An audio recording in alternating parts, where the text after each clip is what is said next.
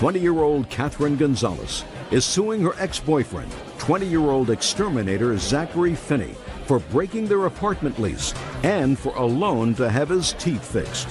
So you two people, when you were under 20, decided to take up housekeeping together, according to what I read in your complaint, and you leased an apartment. Yes. The time you leased this apartment together, were you working? Yes, I was working. And how much did you earn a week? I got $9 an hour. I'd get like about $400 or $500 every 2 weeks.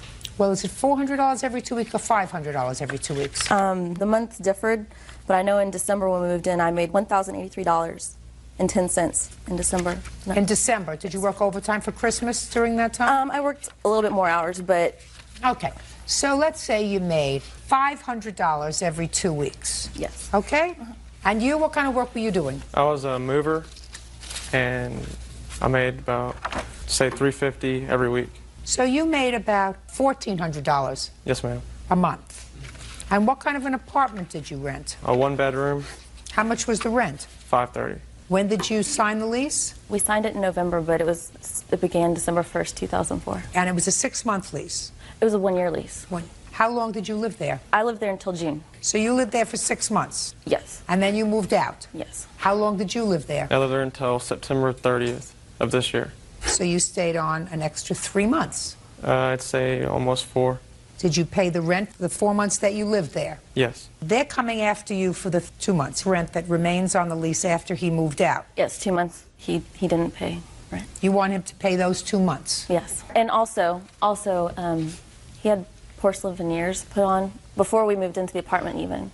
And he promised he would pay me back for those when we went to Mexico to get his porcelain veneers. How long ago was that? That was last fall. So A year ago? Yes, a year ago. Forget about it. I'm not interested in something that happened a year ago. Then you moved in together, you pulled money. Did you have a joint bank account? Yes. Or no? Yes. Yeah. Get over it, Ms. Gonzalez. Okay. Now, why do you think that he should be responsible solely for the last 2 months' rent? You moved out in June. He promised me he would stay there until the lease was over. I told him, he didn't want to live with his parents. I said, you don't have to worry. I won't ever make you live back with your parents. As long as you stay there, you can stay there. I trust you. And he promised that he would stay there until the lease was up. Well, didn't you promise him you were going to stay there until the lease was up when you signed the lease with him? Yes, but until he asked me to leave, then... He asked you to leave, why? There was a lot of reasons. I could have left before. I stayed there to help him pay rent, and really that was the only thing I was staying for towards the end. And the moment he told me that I could leave, I was happy. He said, please leave, and I said, okay. Because he was making everybody's life miserable. Yes. He was... Well, but I still don't get your position that it was okay for you to leave and stick him with the rent, but it's not okay for him to leave and stick you with the rent, or at least half of it. I would have stayed there, but he told me that I could leave. Miss Gonzalez, stop being a baby. Two 20-year-olds, if they're not getting along, don't stay with each other. That's why police come to houses, because people get hot-tempered and nasty stuff that goes on in people's homes when they're not getting along. So you left. Yeah. And he paid the rent. Yeah, he paid the rent. So? So, and he should have continued to pay it until December. Also, he signed... You should have continued to pay it after you left in June. Where did you go? I went to live with my dad. And well, if you went to live with your dad, then you had plenty of money. You should have given him no, half I did not have plenty of money. I had bills. Listen to me. You should have given him half the rent. Said, I'm leaving. Too bad it didn't work out. We shouldn't live together. I'll give you half the rent. I have a piece of paper, though, that says he owes me $800 per month for rent and expenses, regardless of whether we're living. It doesn't say, not if Zach doesn't live there. It doesn't say any conditions on it. And so that was my guarantee that he would stay there and pay the rent, because he signed a piece of paper saying that he would. Let me see it.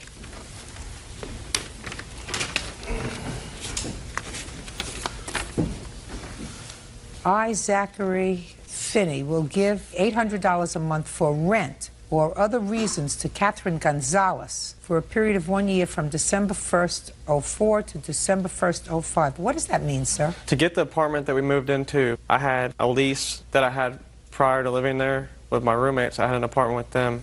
I moved out, and my other roommate was supposed to take that over. He left, and that went on my credit, so I couldn't get approved. The reason I did that is the apartments asked me to do it so we could get approved to move in there. Otherwise, we wouldn't be able to move in there. So this wasn't for her. It was to get us approved to live there. Is that right? Is that right? Yes, that's right. All right, give this back to her. All right, now why are they just going after you for the last 2 months of this rent, Miss Gonzalez? Because my name was on the lease. So he's not even liable on the lease. No, but this piece of paper was my guarantee that he would That not. wasn't your guarantee. That's not the reason it was signed. And so the rent is $530 a month? Yes. Did you give them notice you were moving out, sir? No, I did not. Why not? I've been paying the rent ever since she moved out. It's September. We had a hurricane hit Louisiana, Katrina, and a hurricane that was going to hit Houston, Rita. Well, I'm an exterminator, and my customers started canceling, and I work off commission. If I don't work, I don't get paid. And I was out of work probably almost 2 weeks, I would say. I asked her for help, and she kept giving me a runaround about why she couldn't help me, so I just left. I wasn't going to stay there. I got you. Okay. Well, in any event, you did have an agreement, and your agreement was each of you would pay half the rent. Is that your agreement when you Yes. moved in? And if there were 2 months left remaining on the lease, that means that each of you would be responsible for $530. Is that right? Yes. Well, you think it's fair, Mr. Finney, that you pay $530? No, I don't. Well, it is. It is, sir. You paid for the 4 months rent in the apartment, but you lived in the apartment for 4 months. Yes. And from what I gather from Miss Gonzalez, it was by mutual understanding that you left. She wasn't happy there. You weren't happy with her there. She was more than happy to leave. Is that right? Yes. Well, I think it's reasonable that each of you is responsible for the last 2 months that remain on this lease. The next time you decide to set up housekeeping with somebody, you better make sure it's somebody that's going to either stick it out with you, or if they're not going to stick it out with you, then you can afford to pay the rent by yourself. Do you understand? Yes. It's not his responsibility to pay this entire amount, nor is it yours. Anyway, judgment for the plaintiff in the amount of $530. That's all. 28-year-old Guinevere Johnson is suing William Glenn for the cost of caring for his step-grandson. Quiet in the courtroom, please. All rise. Yeah, this is case number 350 on the calendar in the matter of Johnson versus Glenn. Thank you. You're welcome, Judge. Parties have been sworn in, Your Honor. You may be seated. Ladies, have a seat. Miss Johnson, Mr. Glenn has a grandson, and I assume, Mr. Glenn, that you have guardianship of him? That's correct. Are you his paternal grandfather or maternal grandfather? He's my step-grandson. Who is the biological grandparent? That'll Your be my wife. Is she the maternal grandparent or paternal? She's maternal. How many children does her daughter have? 5. Have you and your wife raised all 5 of her children? That's correct. What's her daughter's problem? She has men problems, drug problems, not grown up enough to know what she has to do. She can have babies, just couldn't raise them. Okay. And you took them in? That's correct. Who supported the children? I supported the children solely. You got no state aid for the children? The Medi-Cal and a minor amount, I think it was maybe 130 possibly per child. Mr. Glenn, we're going to think a little bit harder, sir. You're going to give me the figure of how much you received from the state for this child. It's $841 for 3. Well, why don't you show me, sir?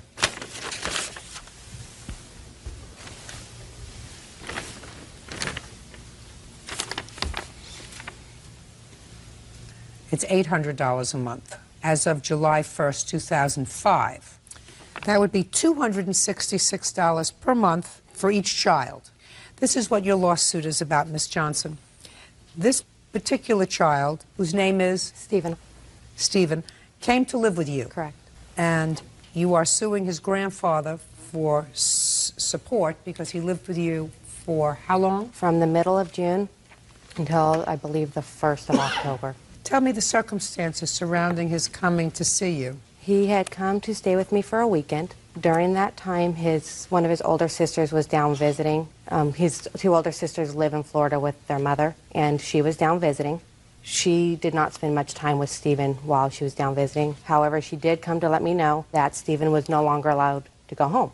So I then talked to Bill, and he informed me that his wife stated Stephen was no longer welcome in their home. You having problems with him, sir? He's a problem child. He has many problems, yes. This was in June? Well, the discussion was never with Guinevere. It was with her mother, who originally really loved Stephen and wanted to take him under her wings and take him to the ranch and, just take care of him because he's a good kid when he wants to be, and he's a very hard worker, and that's what they wanted at the time, to have Stephen on the ranch with her. They had an accident up there. One of the children. Just a second. When did Stephen go to live with Miss Johnson? I guess it would be July. And when did the support that you were receiving for Stephen from the state stop? I think there should have been a cutoff date in July. Don't tell me what you think, Mr. Glenn. I'm asking you a question. How many months after middle of June did you collect support from the state for Stephen? That's very easy for me to find out from the county of Ventura. 4 months. And how much money did you give Miss Johnson to take care of Stephen? I didn't give her anything. I give Stephen a few things, and let me add, Your Honor, but let me add something. Yeah. These people at first wouldn't take anything. Stephen was a hard worker. Now she wants something. I understand. She wants $5,000. That's not actually, going to no, she happen. wants I'm speaking. The taxpayers of the state of California, through their generosity, gives you $266 a month to defray your expenses for Stephen. Now, you had no expenses for Stephen. July, August, and September. That money to the people who were taking care of him. That's a no-brainer. Well, it is actually a brainer, because I've spoke with these people many times. It's not that we try to keep any money. We try to get her to go to family court with me several times to Not take care of family court. She didn't want to go to family court. She didn't want to become responsible in the eyes of the state to take care of him, because she was going to give this a test run. If he was so bad, he wasn't Actually, good. I'm speaking. If he was so bad that your wife, his grandmother, related to him by blood, said that he's not welcome in my house, it would have been stupid for her or her mother to go to family court and say, we're going to accept responsibility, we want to be his guardians. But if he's staying with them, don't tell me you wanted them to go to court.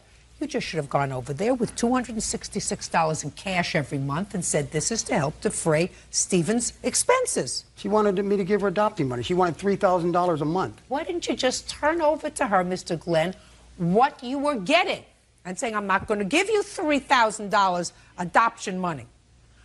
Here's the money that I get from the state. If you don't like it, Stephen can come home. She'd have got the money. It just turned out to be a big attitude thing, big problem with her to me.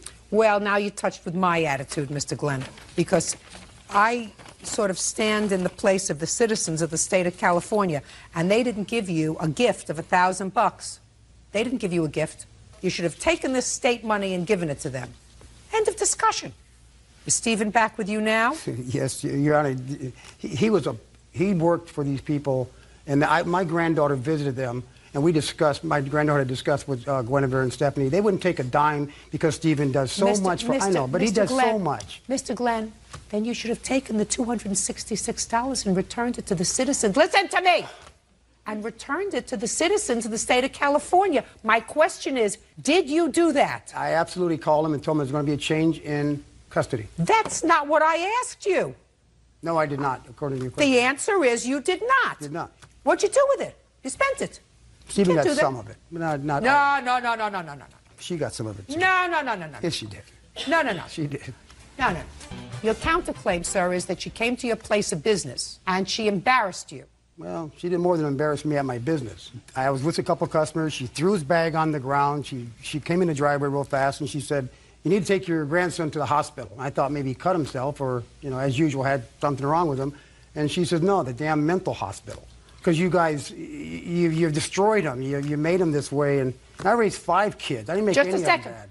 What I want, Mr. Glenn, is just the facts, sir. Okay. That's what she said. She dropped his bag, and she said, you better take him to a hospital, a mental hospital, because you destroyed him. Yeah, and then she made a false report to Child Services, Protective Services. Just a second. Did you bring him home? Yes, I did. And what happened when you brought him back to his grandfather's store? What had happened is I'd gone to Child Protective Services first to explain to them the problems I was having with Stephen at my house, that he could no longer stay at my house because he was becoming a danger to my children. And a week before this, Bill had informed me that... He wasn't a danger to your children. Listen, I don't want you to say anything, sir. I want you to remember how this whole thing started. This whole thing started because you told her that your wife will no longer permit Stephen in the house. Your wife, his grandmother, by blood, said, this teenager, 14 years old, 14, cannot come home. I don't care what you do with him, he's not coming home. They took him in, but evidently there was a good reason why his grandmother said, he can't stay at my house. And she finally found out after 3 months what those reasons were. So she did what was appropriate. She took him to Child Protective Services because she's supposed to take him. Child Protective Services had to be informed that his guardian said he couldn't come home. What was she supposed to do with him? Kick him out in the street? They already knew that. Just a second. She cannot put him out in the street because she has children. If she did that herself, Child Protective Services, what are you taking, a 14-year-old? You put him out in the street, we're going to come and take your children. What kind of a person are you? So she went to Child Protective Services, and she said, this is his behavior. Go ahead. So I went to Child Protective Services. A couple weeks before that, I tried talking to a school counselor because this child needed a lot of help. When I went to Child Protective Services, they told me I had two options. I could take him if he was willing to go. They informed me that they felt by what I was telling them that he should go into a hospital and be evaluated because he was suicidal. But he didn't want to go. He did not want to go. And you have no authority to put him there, you're not his guardian. Correct. So you have to take him home. That was the only other option I had. Fine. Now, did you call Child Protective Services at any time other than taking Stephen there that time? Did you call and complain about any behavior relative to his grandmother and grandfather? No, I did not. You have any information, Mr. Glenn, that Miss Johnson made any other false reports against you? Well, she told Child Services that we allowed Stephen to lay around in his own filth. Never do, never have, never would. I mean, it's like the social service walked in the house. There was nothing wrong with our house. All I know is, sir, that Miss Johnson took on a responsibility that she probably shouldn't have taken on since she has children. Because if the blood relatives of a child, Miss Johnson, say that they can't take care of him, there's a reason. There's usually a reason. But she took him on because she needed the free labor. Mr. Glenn, stop being stupid. All right, well. Stop being stupid. It would be as ridiculous to make that assumption about this lady who took him in for 3 months and who went to school, went to his guidance counselor, tried to get him involved in other things, and for me to say to you that you took care of your 5 grandchildren to get the state aid that you got for the 5 grandchildren since 1997. Wouldn't that be stupid? Yes, it would be. Oh, of course. That's not why you did it. I'm sure you took in your grandchildren because they needed a home. And because their grandmother felt as if she wanted to provide them a home because the child that she reared, that she raised, turned out to be an inappropriate parent. That's correct. Right. You have to return the $1,000 that you owe Miss Johnson that the state gave you. You have no right to keep it, Mr. Glenn, and your counterclaim is dismissed. That's all. Michael Kroman claims ex-girlfriend Jennifer Buck had him falsely arrested for an assault. Jennifer is countersuing for emotional distress and harassment. Mr. Kroman, the defendant is your former girlfriend. You and Miss Buck have a child together. And it is your claim that sometime in 2005, she filed false assault charges against you, which caused you to retain an attorney, lose wages, suffer. You want her to compensate you. Correct. Ms. Buck says she told the truth when she filed for this protective order. As a matter of fact, the protective order was granted to her for a year. She is counterclaiming because she says you're the one who continues to harass her, and she's going to tell me why. How old is your child? She just turned 2 in January. And when did this incident happen that formed the basis of the order of protection? November 10th, 2005. How long had you been separated at that point? Almost 2.5 months. Where did the incident occur? In my house. What time? It was around 7 in the morning. What were you doing at his house at 7 in the morning? It wasn't 7, it was about 5:30. We had been out that evening, and he invited me back to his house, so we were at his house. You had been out together in the evening? Yes. Is that right? We met up later in the evening, yes. Where? At a bar. Okay, so what happened at 5:30? She had come back. We had been involved in a relationship for, a year and a half, and we had been intimate that night, and I had to go to work then that morning. I was tired, I needed to get some sleep, so I asked her to leave. She did not want to leave. She basically wasn't satisfied and wanted me to continue. I told her I had to get some sleep. I asked her to leave. So that is when she left. When she left, she walked into the garage, knocked over a set of poker chips. I heard a loud noise, so I followed her. And at that time, she was walking out of the garage. I was tired. I wanted to get to sleep. I wanted to make sure she left. So I approached her. I went to put my hand on her, and as I did that, she turned into me. When that happened, she fell over. Immediately, I apologized, and I asked to help her up. After I helped her up, I gave her a hug and apologized, and then I went inside, and she got in her car. All right, that's the basis for your application for a protective order, that incident? Yes, but that's not how it happened. Now, you tell me your version of the incident. Okay, we did get into an argument. I was leaving. I did knock off the poker chips off the table. I continued to keep walking. I never stopped at all. All of a sudden, he comes behind me, pushes me, and I fall from the garage onto the driveway. I fell on my complete left side. I was crying. He did not offer to help me up, did not apologize. I got up. I was crying. I asked him to apologize, and I left. I went home. I didn't tell anybody what happened. A couple days later, family members found out and told me to go file. so I went and filed charges on him. Okay, so you filed for a protective order based upon this incident, and what happened when you went to court, Mr. Krollman? Well, actually, I was going out of town the following weekend, and she had driven by and found out that I was home, so she called the cops and they came and picked me up. I spent the night in downtown. Okay. So I got a lawyer the next day, and when we went to court, the charges ended up being dismissed. You say that there was a protective order issued for 1 year. Correct. We went to court in December for a CPO, civil protection order. It's a permanent restraining order against the temporary restraining order, per se. Right. Well, So what happened with that? that was granted December 19th of 2005. Can I see it, please? Yes. I'm sorry, it's December 21st. So in Ohio, you can have a civil protective order as opposed to a criminal proceeding pending. Correct. Okay. Well, Mr. Krollman, you have already had a civil hearing on this matter, sir. Do you understand that? Yes. And the court in that hearing on December 19th, 2005, made findings. And one of the findings that the court made was that your actions caused her to be injured on November 10th, right? Right. Then you can't sue her, sir. I mean, if that's the incident that you're suing her over, you can't sue her. They just basically said that there was no evidence supporting the facts that I caused those injuries. I have Oh, actually I have a couple of things, if I may. Just a second, Sure. though. The court says, inasmuch as petitioner's testimony about hitting the driveway because of the respondent's conduct is in part corroborated by the respondent, that's you, the court finds that the petitioner is a credible witness on that topic. So the court credited her version of the events. I don't sit as an appellate court. For that court, the same burden of proof exists in the two courts. There's already been a finding in that court with regard to your conduct, sir. With regard to that, the matter is what we call in legalese res judicata. I don't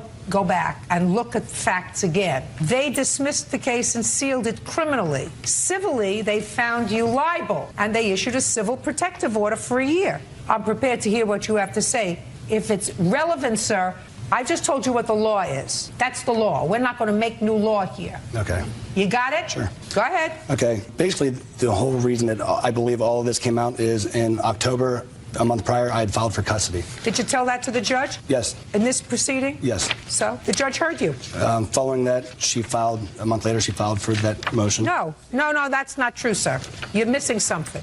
You filed for custody in October. You got together November 10th. She fell outside on November 10th. That's intervening. Go. That same week that the charges were filed, she also sent me an email stating that let's check to see if either of us have a criminal record. All of this in lieu of her trying to build up a case for custody since she knew I'd filed for custody. Well, listen to me. Mr. Krollman, look at me. Just for my own information. Why did you file for custody in October, sir? Because she would not let me see my daughter unless it was just to talk about us. It was only, oh, I'll let you talk about us and then I'll let you see your daughter. If that's true, terrible. Because she's got to understand this, a child is entitled to know both parents. She may not care for you anymore. That's not the child's problem. And sometimes women don't get that. They have to get it. Some judge has to tell them that those are the rules. However, sir, you filed for custody in October. You got together again in November. And I guarantee you that you said things in your application for custody that she didn't like, right? Probably. I'm sure we both did. And then she was trying to gather ammunition about you after you filed for custody, right? Correct. That's fair game, Mr. Krollman. So you have no case here because that's already been decided by another court. Now, you want to proceed with your counterclaim? Yes. I got 30 seconds to hear the nonsense. Okay. Mr. Krollman is an alcoholic. He's obviously had disorderly conduct while intoxicated. And how long have you known that? Ever since I met him. Well, that's your problem. That's your bad judgment, not only to hook up with somebody you say is an alcoholic, but to make a baby with them. But you did. It's true. And child is entitled to know both parents. It's true. Good. Now, let's go. He had supervised visitation during this custody proceeding, and now he's not allowed in the bar as part of our agreement when he has her for visitation. Fine. But he has her for visitation. Correct. Good. Which means that the court found that he was a reasonable enough guy to have unsupervised visits. Correct. Right? despite what you said. Correct. So the court found that you were not a credible witness. Because No. when you had a trial on the issue of custody and visitation, did you have hearings with regard to custody and visitation? Yes. And were you opposed to him having unsupervised visits? Yes. The court did not believe you as to the reasons why, because the court ultimately granted him unsupervised visits. We settled. You only settled because your lawyer said he's going to get unsupervised visits. Listen, I was in the business 25 years. I know the game. If you thought you were winning, you wouldn't have settled. That's not the way women play the game. What else? He harasses me. I had the restraining order, and this is a stack of emails he has sent me through then. I've caught him following me to the doctor's office where I take my daughter. He continues to sue me regardless of what's happening. I have 4 pending court cases outside of this court. What are the 4 pending court cases? He sued me for money when we were together. His mother's suing me for money. Did his mother give you money? Yeah, she paid a couple car payments for me. So his mother gave you money. Yes. She's entitled to sue you for money. What other case? We had a court case Monday, and he failed to show up. He was trying to get me in contempt of child support. He failed to show up. The judge dismissed What do you it. mean he was trying to get you in contempt for child support? I don't know what that means. What does that mean? We share medical bills, basically, so she hasn't paid me half the medical bills, so I took it to court. Have you paid the medical bills you're supposed to? Yes. You have? Yes. Oh, well, then I assumed that the case would be dismissed, and probably with prejudice. He wanted medical payments up until the time she was born. So since we were together up until she was 9 months old, the judge didn't see that was appropriate. Keep going. What are the other lawsuits? You said 4. Right. So we had the court case on Monday, the 2 lawsuits that his mother and him have against me, and then we have another one objecting an administrative hearing where I get to claim her on tax exemptions every year. Okay. How much do you pay for child support? I was paying $204 every 2 weeks. And who do you live with? I live by myself with my daughter. And you work? Yes. Who pays for daycare? I do. Solely? Yes. What does it cost you for daycare? $380 a month. Well, Mr. Coleman, if I were judge hearing the case and you were paying $100 a week support and she's paying for daycare, I wouldn't let you claim the child as a tax deduction either. I'm just telling you, that's gratuitous advice. If she's paying $380 for child care a month and she lives by herself with her child and half of all of the expenses are attributed to the child, then your $100 a week doesn't cut it for 50% of support. So I would just gratuitously give up on that one. Listen, the fact that you don't like each other anymore is unfortunate. If you liked each other, you'd still be together. You did a very dumb thing in making a child together. You picked a guy who you say is an alcoholic.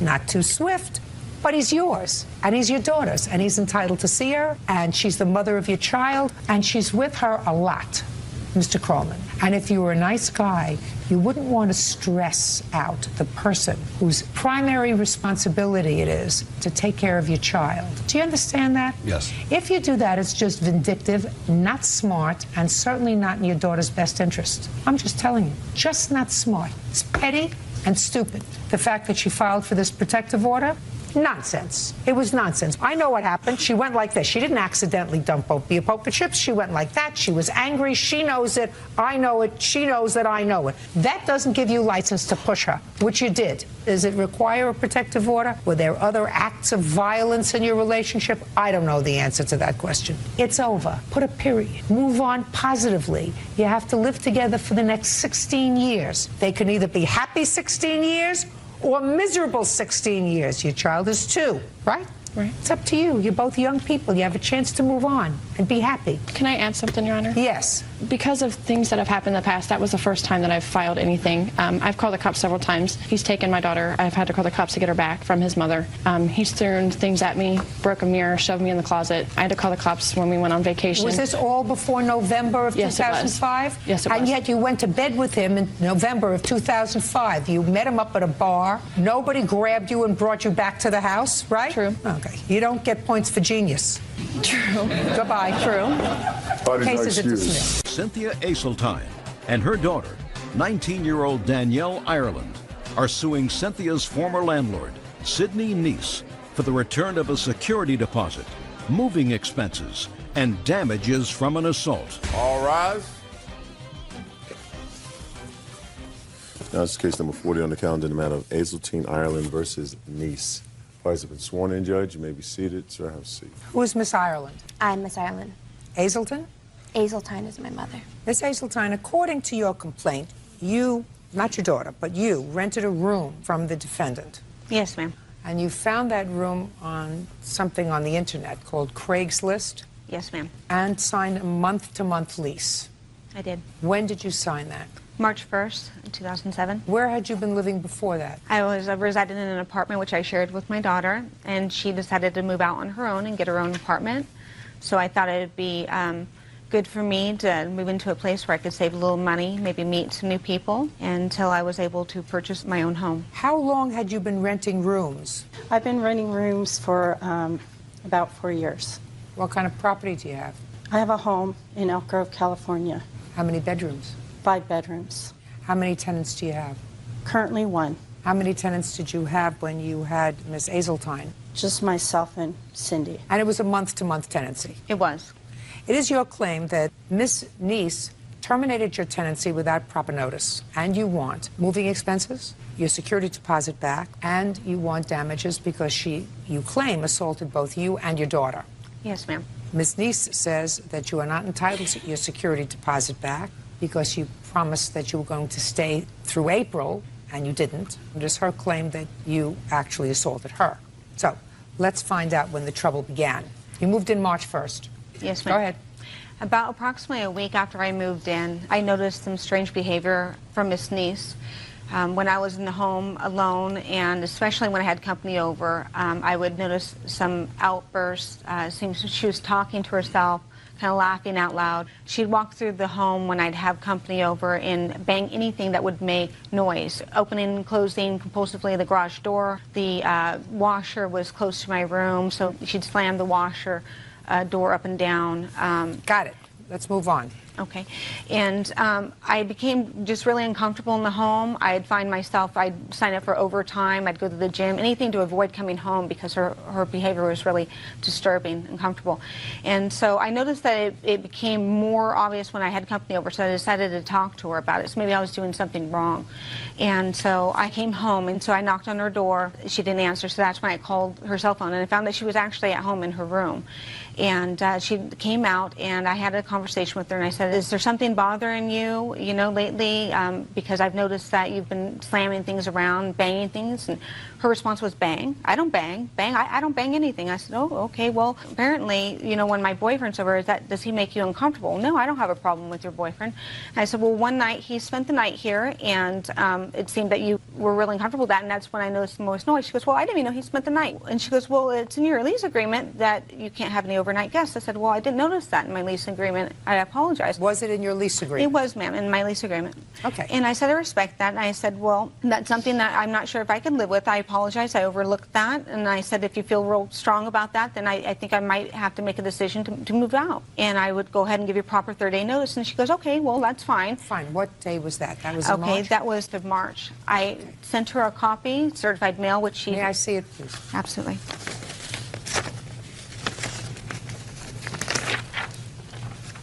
That was sent regular mail as well as certified mail, which I have a receipt there. Ms. Neese never picked up the certified copy. Okay, and you received this letter terminating Yes. her tenancy? Yes, I have Fine. it right here. Good. So what happened? Okay, What was so next? things were a little still uncomfortable in the house, so I decided to avoid her as much as possible. About a week after giving that notice to her, I came home and found that she was interviewing another tenant, which I gave her the privacy. I had went and cleaned up and got ready to go back out again. I haven't She even then, You have a turn. Right now, plaintiff is talking. Okay. Go ahead. after I had finished and cleaned up and the person had left, she had come and spoke with me and said, okay, well, when are you going to be moving your furniture out? I understand, I received your 30-day notice. And I go, well, I can start putting it in storage soon if you really need the space, because she was saying that she wanted to offer that space to the tenant. She goes, well, that's your right to keep it there for the remainder of the month. And, things seemed to be okay then, but she was still exhibiting some behaviors that I just didn't feel that. I understand. You were moving out for a reason. Keep going. Absolutely. And so I had received a phone call on March 31st. I was at the gym, and I received a message from Miss Neese. And on the message, she says that she's demanding that she have a face-to-face meeting with me and discuss the 30-day notice agreement and finalize me moving out. And so I was kind of, you know, I didn't Just understand. tell me what happened. Don't okay, so tell I me what called you her were up, thinking. and I said, I got your message. What's the deal with me having to come over? And she goes, well, I want you to speak to me face to face. I gave you the same respect when you gave me your 30-day notice. And I said, well, I really don't want to have any confrontation with you. You're making me feel really uncomfortable and threatened. She goes, well, if you do not come home right now, I'm going to lock you out. And I said, you can't lock me out. And she goes, I'm telling you, if you don't come home right now, I'm going to lock you out. At that point, she disconnected the phone call. Me and my boyfriend were at the gym. I said, come on with me. She's threatening to lock me out. I need to go home. When we got there, me and my boyfriend entered the home, and Miss Niece was in the kitchen. She had already taken all my groceries out of the fridge and out of the cupboard and had set them up on the counter as if she was moving me out. I said, what are you doing? Please put my things back. You can't move me out. What's the problem? And at that point, she came around the counter of the kitchen with her finger in my face, and she goes, girl, you better shut your mouth, because in the name of Jesus, I'm going to smack the devil out of you. At that point, my boyfriend placed his body in between us because she was this close in my face, and he's that face to me, and he's like trying to block her. And she turned around, and she swung about backside of him and hit me upside the head. At that point, I grabbed my cell phone. She grabbed her cell phone. I called the police. She called 911. The police arrived, a female police officer. Police officer went and spoke to Miss Niece. Miss Niece had stated that she was going to be locking me out of the house, and the officer had stated, legally, ma'am, you cannot lock her out of the house. And she goes, don't you tell me how to run my household. Can I see the police report, please? Yes, ma'am. Now, when did the incident happen with your daughter? Same day. Same day? It was a little bit later on that day when I had came. The police officers had actually left at a certain point, and my mother had called my boyfriend and get a U-Haul to get all of her things, and we both ended up showing up at the exact same time as my mom with the U-Haul, and that's when I arrived. And what happened with Miss Niece? Well, we came into the house, and she was in her bedroom, had shut the door, and was in her bedroom, like the police officer told her to stay in the room. I went into this little front area that was right next to her bedroom door and started to grab furniture. And I grabbed this big glass top that was to one of my mom's coffee tables, and I started going out. And then Miss Niece came out of her room and was really mad and angry, and was directing a lot of anger at myself and at Ryan, saying that he didn't have any right to be in the house, and that was saying something about how we couldn't go through the garage door. She was telling us we had to go through the front door for some reason, and I was standing on my way to the garage door. She was really like livid and saying that we couldn't be in her house, that we had no right to be in there, and then she comes up behind me and grabs me by the back of my neck and like kind of pushes me and then kind of hits me. And then Miss Niece turned around to my mom and starts getting in her face, and she's throwing her hands wildly and stuff, and then she goes to make a fist like she was going to strike my mom, and I grabbed her arm and I put it down and I said, don't touch my mom. And then it just turned into a scuffle where she was just being really wild. Okay, Miss Niece, Yes. I would like you first to tell me your version of the events of the 31st of March. Okay, Saturday, March 31st, I initiated a call to Cindy to finalize things in the matter. She had sent me a letter March 20th indicating that she was going to move out at the end of April. And so I wanted to finalize things as far as obtaining the rent for April. She already told you that she was going to give you the rent April 3rd in the letter. Right. In my lease, it indicates, in the initial agreement that we signed, it indicates that if any rent is not paid time or in full, that they will forfeit the security. That's in item number 2 in our What lease. difference does that make? She already said, I'll pay you your rent on April 3rd. It's in her letter that she sent to you. Because I just like to do things decently and in order, so... This is decently and in order. You called her on her cell phone. I called her on Saturday and asked, because she had initiated an appointment in mid-March. She wanted to see if her boyfriend could stay overnight, and she knocked on my door. Actually, I was napping, and she knocked on my door until... Shh, don't interrupt her. I'm just asking you what you told her on March 31st. You called her, she's at the gym. On March 31st, I asked her if she had any time in the afternoon. I said I'd appreciate if we could finalize things and, you know, get the rent. So then she started cursing at me, and she started getting really violent on the phone and calling me up. Did you tell her she had to come home or else you were going to change the locks? No, absolutely not. Did you take her food out of the refrigerator? I'm speaking. No, I didn't actually. Did you take her food out of the refrigerator and place it on the counter? No, not... Did you tell the police when they arrived that you were planning on changing the locks and locking her out? When she started cursing at me on the phone, because she, by the way, she's been pretty violent before, so when she came home from the gym, She came home and she kicked me, which I have a photo of the bruise on my leg from when she kicked me then. At that point, I had called the police because I had wanted to have her arrested. So when they came over, they kind of separated us, got both versions of what had happened.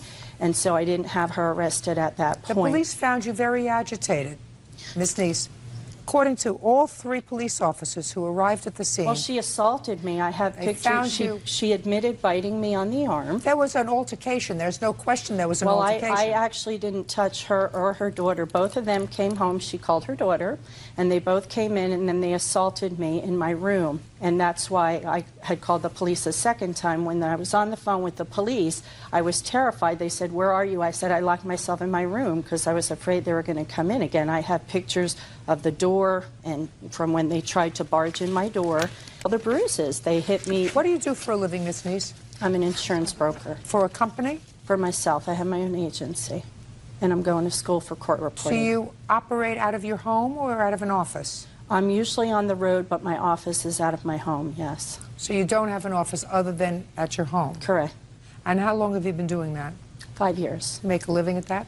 Yes. The last time you had a tenant prior to the plaintiff, what was that tenant's name? Prior to Cynthia? She was the first tenant in that home.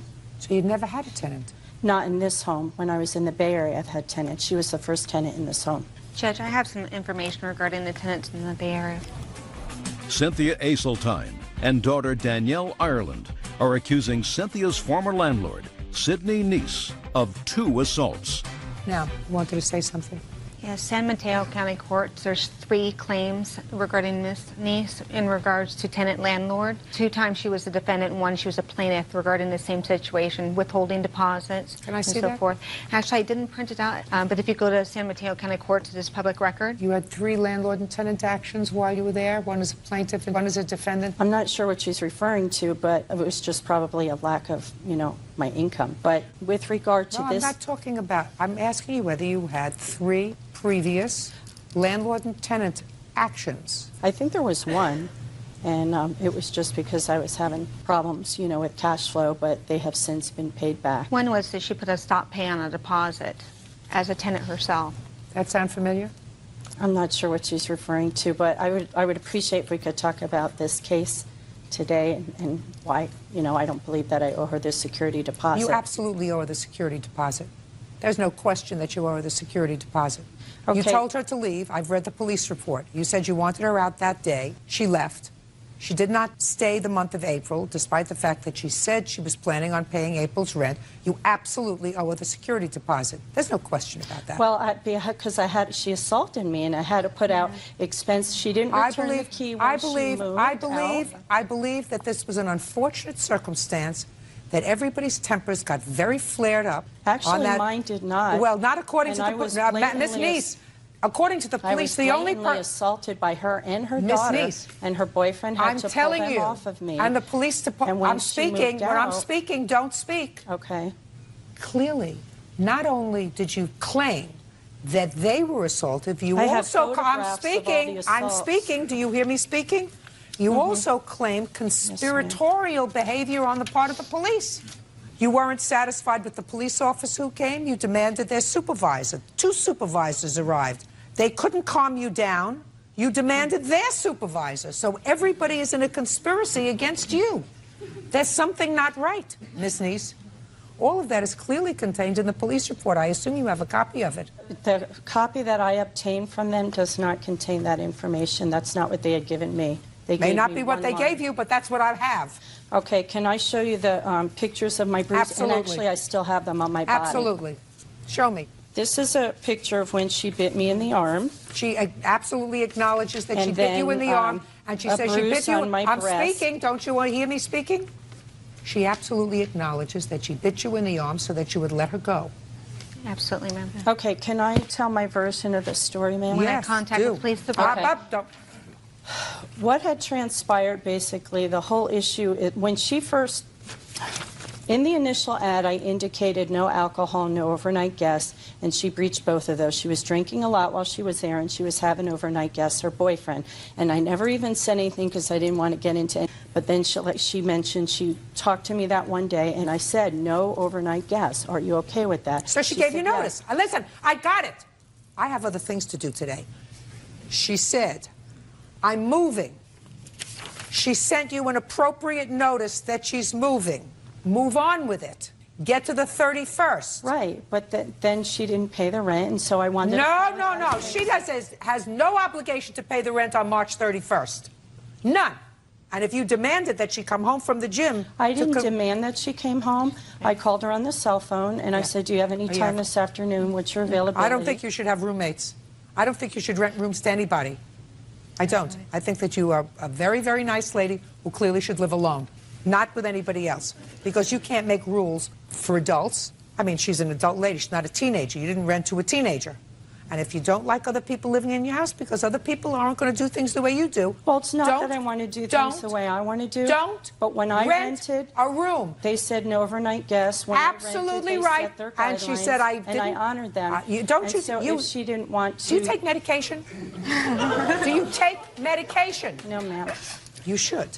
Because I've already told you 4 times, this is the 4th time, that when I start to speak, you have to stop. Okay. You can't. There's something that's not working right. You owe her security deposit, which was how much? It was $500. Did either of you seek any medical treatment for your injuries? No, yes, I did. I'm not talking about you. Now, where did you move when you moved? I was actually homeless for 8 days. I was allowed to stay at my boyfriend is roommate with another roommate, and he was out of town. That's fine. Don't make up things as we go along. You weren't homeless because you were able to sleep someplace. Well, yes. I mean, I was without a permanent... Fine, and then you found someplace. Yes, ma'am. Perfect. Whole thing is very, very unfortunate. Really, very unfortunate. You want to say anything to me? No. You want your security deposit back? Absolutely. You got it. Judgment for the plaintiff in the amount of $500. You count the claims dismissed. That's all. Parties are excused. You may step out. 22-year-old Catherine Govis is suing the father of her child, 23-year-old Brian Epley, for the value of a computer. Brian claims he supported Catherine the entire time they lived together. Miss Govis, how old are you? I'm 22. Who do you live with? My parents. You have a baby? Yes. How old is the baby? 6 months. How old are you? 23. Who do you live with? My parents. Well, there was a time that you lived together because you have a child together. That didn't last very long, and according to your complaint, he owes you for a computer that you purchased on your credit while you were together. Mr. Epley says that you left the computer when you left him, and you left the computer because he had supported you for 6 months while you were pregnant, and your arrangement was that you were each supposed to contribute to half of the expenses for the house. Yes, ma'am. Oh. Is there any reason why you decided to have this child? We were together for 3 years off and on. Together off and on, Miss Govis suggests to me that when it was off, it was because it wasn't good, right? Yes. Did you think having a baby was going to make it better? No. Your parents, did they have other children? Yes. How old are they? We're all 2 years apart. I have older brothers and sisters. So all of a sudden, your mother's taking care of a baby again? Yep. Terrific. And you don't even live in the same state. No, ma'am. Do your parents see their grandchild? No. I'm just suggesting to you that you just think about things before you do them. Like buying an expensive piece of equipment on credit. Now, you want to tell me how that came about? He was going to school and working at the same time, and he was working nights, so for him to wake up and go to the library to use a computer and all that, it was too difficult and too time-consuming, so he asked me to get him a computer on my play with your nails. Sorry. He asked me to get him a computer on my account because he has bad credit. My parents paid for his bankruptcy, which was a couple months prior. He got that all settled, and then in February of the next year, I got him the computer. And 3 weeks later, we broke up. Were you pregnant when they paid for his bankruptcy? No. Your Honor, they didn't pay for my bankruptcy. It was $600 for me to file bankruptcy. I only had $400 of it at the time, $100 that I didn't have to go ahead and file for it. Did you pay him back? Yes, ma'am. No, he did not. My father would not take the money from him. But you offered. I offered the money. Oh, that's fine. So, you put it on your credit card. When you left, what was the discussion about the computer? That he would have it paid off by August before the finance charges started coming in. Oh, so you bought it for 6 months free financing. And you did discuss it when you left? Yes. Tell me about the discussion. He said that he would have it paid off by August before the finance charges because he didn't want to pay any extra money on it. He told me to go ahead and send in for the $100 rebate and send that in towards the computer, but I never got the $100 rebate back from it. Did you send in for it? Yes. I don't know if I put the old address and it just didn't come within the time frame of my change of address or what. A detail. Yeah. Okay, Mr. Repley. Let me hear. Okay, we moved in together on January 1st of 2005. I moved her down there from Illinois. That's whenever we got together, and I told her at that point in time, you know, I wasn't in a hurry for her to get a job, but I would appreciate the help. We lived there for 4 months, and then we moved into a more expensive place, and I told her I needed her help at that time. We agreed she would pay half the bills and half the rent to help me out, as well as I was going to school full-time and working full-time. So whenever she left, she said, okay. No. Okay, needed help. And when you told her you needed help and she agreed to pay for half of the expenses, sir, in what month was that? That was in February of 05. And in what month did she become pregnant? I believe it was September, October. August. Between February of 05 and August of 05, did she work? For about a month, Your Honor. Did you work? I worked for about 3 months. Who did you work for? I worked for temp service. What'd you do with your money? Gave it to him. You contributed your money to the household. No, ma'am. And we got a car together, and I paid for the car payment, the gas, Whatever. and She wasn't insurance. spending the money on drugs.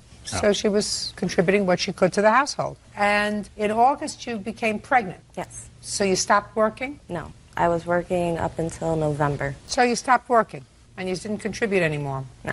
All right, now you tell me, sir, about the conversation you had about the computer when she left. Whenever she left, her family came to Indiana to help her pack up to move back. And she said, you know, she only worked for a total of, it might have been 2 I or don't 3 care. I don't but care, sir.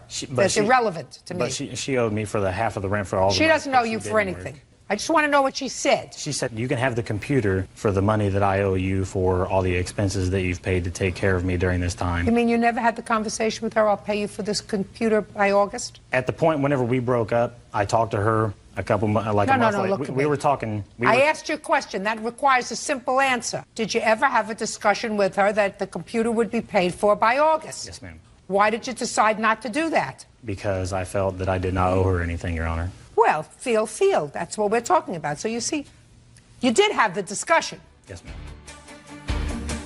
How much does he owe you for the computer? After everything, it is now $1,750.79. So, Mr. Repley, this is the situation. If you move in with somebody and things don't work out, that's one thing. She moves on, you move on. Takes two to tango, takes two to make a baby. Takes two to have a problem if they don't want to have a baby. I believe her that she worked on and off, not consistently, not like you did. Maybe that was a good indication that you didn't want to get involved with somebody who was not keeping up their half of the bargain, right? Yes, ma'am. Then what you don't do is have a baby with her. And there are things that you can do in order not to do that, right? Yes, ma'am. You owe us $1,750. You still have the computer? No, ma'am. Why not? I sold it. Why? Because I did a change of jobs and I was hurting on money, so I had to sell the computer. Well, this is going to hurt even more. So now you don't have the computer. You have to pay for it. Yes, ma'am. $1,750. That's all. Step back. 19-year-old Megan Fay is suing her ex-boyfriend, 20-year-old waiter Kevin Malaber, for loans to pay rent and to buy a new cell phone. Kevin claims Megan is upset that he's moved on. Miss Fay, it is your claim that you made 2 small loans to the defendant while you were dating.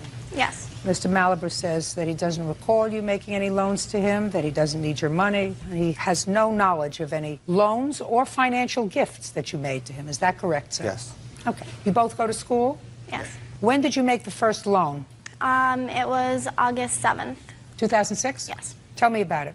He said that his dad couldn't pay for his rent because his dad was getting a new job. So he wanted me to lend him the money until his dad could pay me with the new job, and that was $420. What was the money for? The rent money. Where did you get the money from? My savings account. You have proof of that for me? Yeah, I have the statements right here. Can I see it, please? I had to take 2 up. Okay. You had to take 2 out because? I was doing the ATM, so I didn't think I would be able to take $420 out at once, so I split it up. Okay. Were you working? Yes. What kind of work were you doing? I work at JCPenney's. Full time? Part-time, I work between 15 and 30 hours while going to school. I work full-time in a restaurant as a server.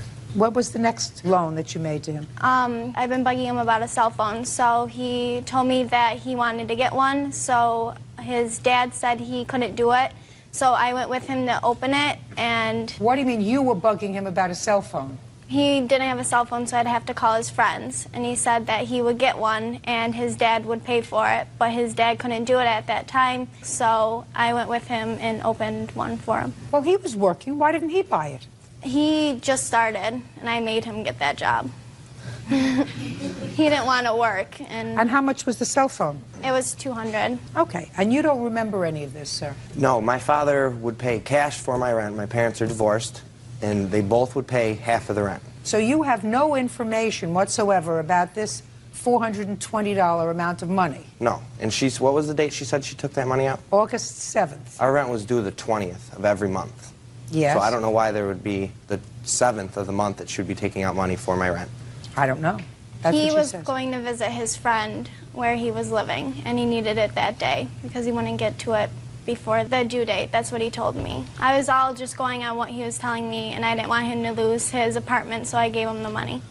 Okay. Now, Miss Fay, you claim that after he refused to pay you back because you had some disagreement about his going out with somebody else, you contacted his father. Yes. And how did you contact him? I had a cell phone because Kevin would use my phone to call his father and his mother. So I called his dad hoping he would be able to help me out. And did you speak with him? Yes. And what did he say to you? He said that he couldn't help me, that he talked to Kevin, and Kevin wanted to do this on his own because he was 20, and that if nothing happens, he told me that I should do small claims court. That's what his father told you? Yes. What's He your didn't father's want to help me telephone out. number, sir? 5763. Is that his work number? No, that's his cell phone. Good.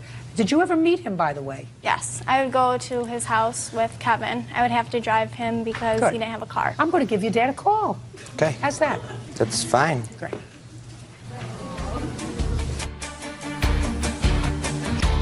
Mr. This is Judge Judy Sheindlin. How are you? Mr. I have a couple of questions for you. Do you have a moment for me, sir? Great. Great. Do you remember sometime several months ago receiving a phone call from Miss Fay, your son's former girlfriend, Megan Fay? She discussed with you some money that she said your son had borrowed from her? Did she tell you how much he had borrowed? Did you agree to pay her that money? And did you speak to Kevin about it? And what happened? Okay. Did you tell Miss Fay that if he owed her money, that she should sue him? I absolutely agree with you, sir. You've met this young lady before, is that right? Ever had any difficulty with her before? Seemed like a nice young lady? Very good. Thanks very much. I appreciate your assistance. Bye-bye now.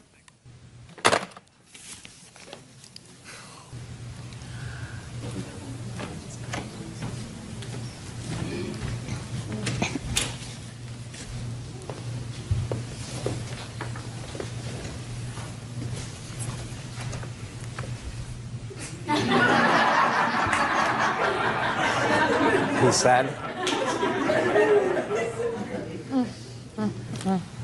There are always ways to figure out who's telling the truth, Mr. Malabar. If I can't get it from one source, I get it from another. Don't you feel foolish? 10 million people are going to know you're a liar. I'm not lying here. Yes, you are. What did he say? That's for me to know and for you to think about. But there's no question in my mind you're a liar. Judging for the plaintiff in the amount of $620. That's all. Thank you. Brittany Lawler claims ex-boyfriend Nathan Fletcher broke their apartment lease. Nathan says Brittany kicked him out after he spanked her son. Miss Lawler, according to your complaint, you and the defendant lived together, signed a one-year lease in an apartment. You moved in, there were three of you. You, the defendant, and you have a child who's 6. You lived together and everything was pretty okay for a while, and then there was an incident involving your son. And the incident involving your son surrounded an eating tantrum that he had. And according to Mr. Fletcher, he threw a tantrum and Mr. Fletcher spanked him. After that, the two of you separated, never got back together again.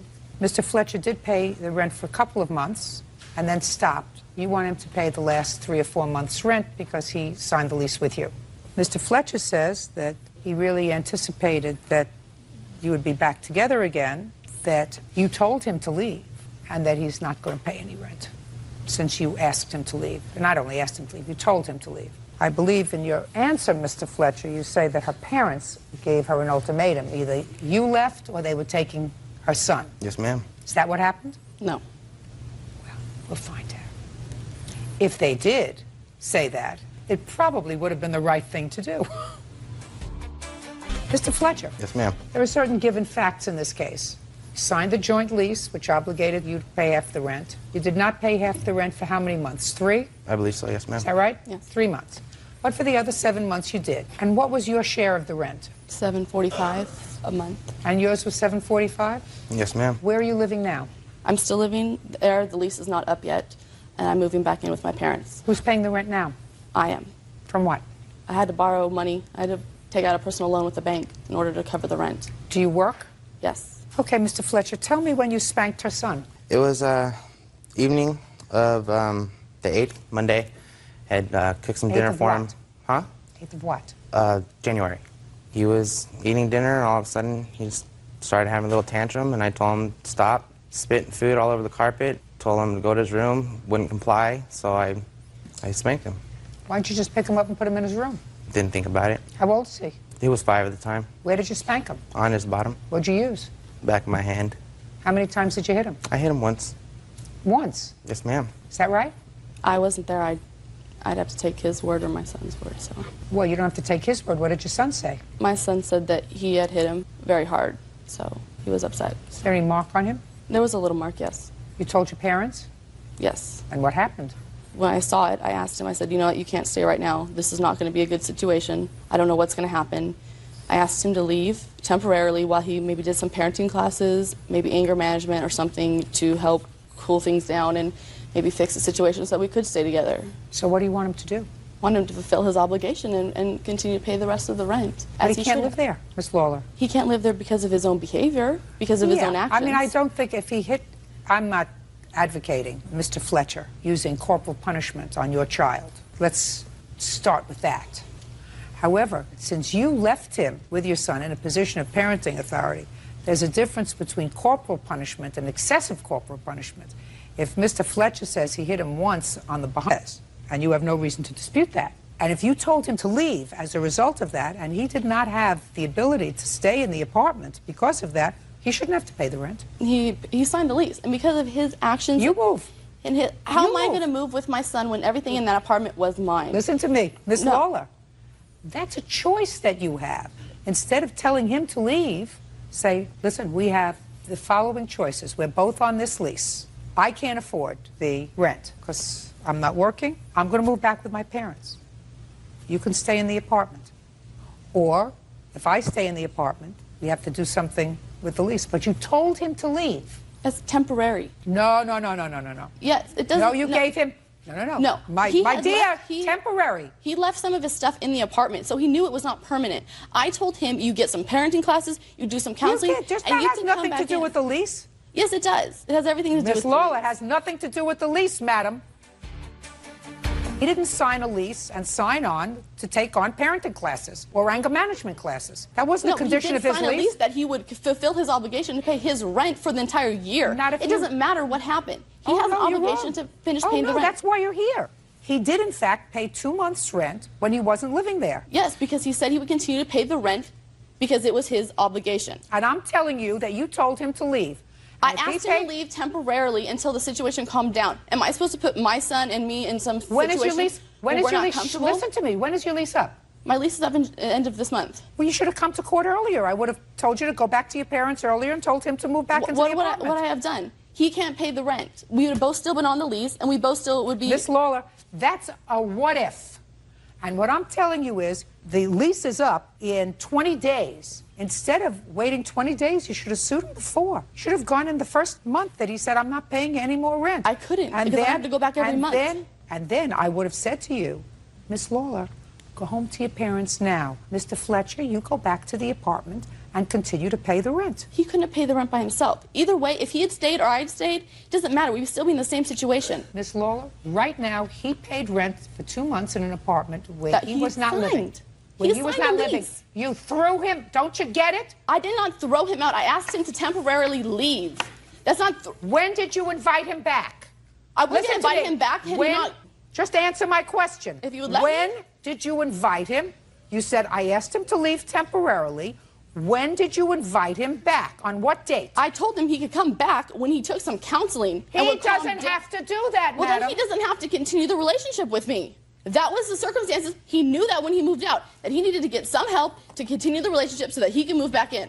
It was not just the spanking of my son that started this. He has been unstable and yelling, screaming, accusing me of cheating. Every other week, that's he a would whole other. Then you should have gone home to your parents earlier, Miss Lawler. Your case is dismissed. That's all. 26-year-old Laura Joza is suing bar patron 22-year-old Jason Witzel for the cost to fix her car. Laura claims Jason body slammed his friend into the vehicle. Miss Joza, the defendant, you believe, damaged your car while he was drunk in a parking lot of a bar. Your car at that time had been driven to work by your boyfriend. Is this the boyfriend? Right. You were not present when this happened. I was not. Were you present? Yes, I was. Step up, please. On what date did this incident happen with her car? This was 1 o'clock in the morning on March 4th. What's the name of the bar where you work? It's called Little Pedro's. It's What do you on, do there? I work the front door, and my car was basically parked about 20 feet away from me. Her car? Or we live together. It's our car. It's registered just in my name, but our car. It's titled in your name? It is. And you are not married? We've been living together 7 years, kind of. I don't know if that makes it. Doesn't make it. No. Well, by my standards, but yeah, anyway. Go ahead. Doesn't make it. So it's your car? My car. Tell me what you observed, sir. Well, basically what happened, he came out of the club, and as he came out, I can kind of tell him and his friends were a little riled up. I guess having a good time, but a little agitated for some reason. They walked down the way, and they actually were right in the side of my car. And all of a sudden, they just escalated into them wrestling each other. And at that moment, when I seen them wrestling, I was starting to walk over there. And as soon as I started going out of the door to go over there, he grabbed his friend that he was wrestling and slammed him into my vehicle. So I ran over there. As I was grabbing him, he swung, missed me, struck his friend right in the nose, was bleeding all over the place. And then I told him, you know, they're not coming into the club, that they're done.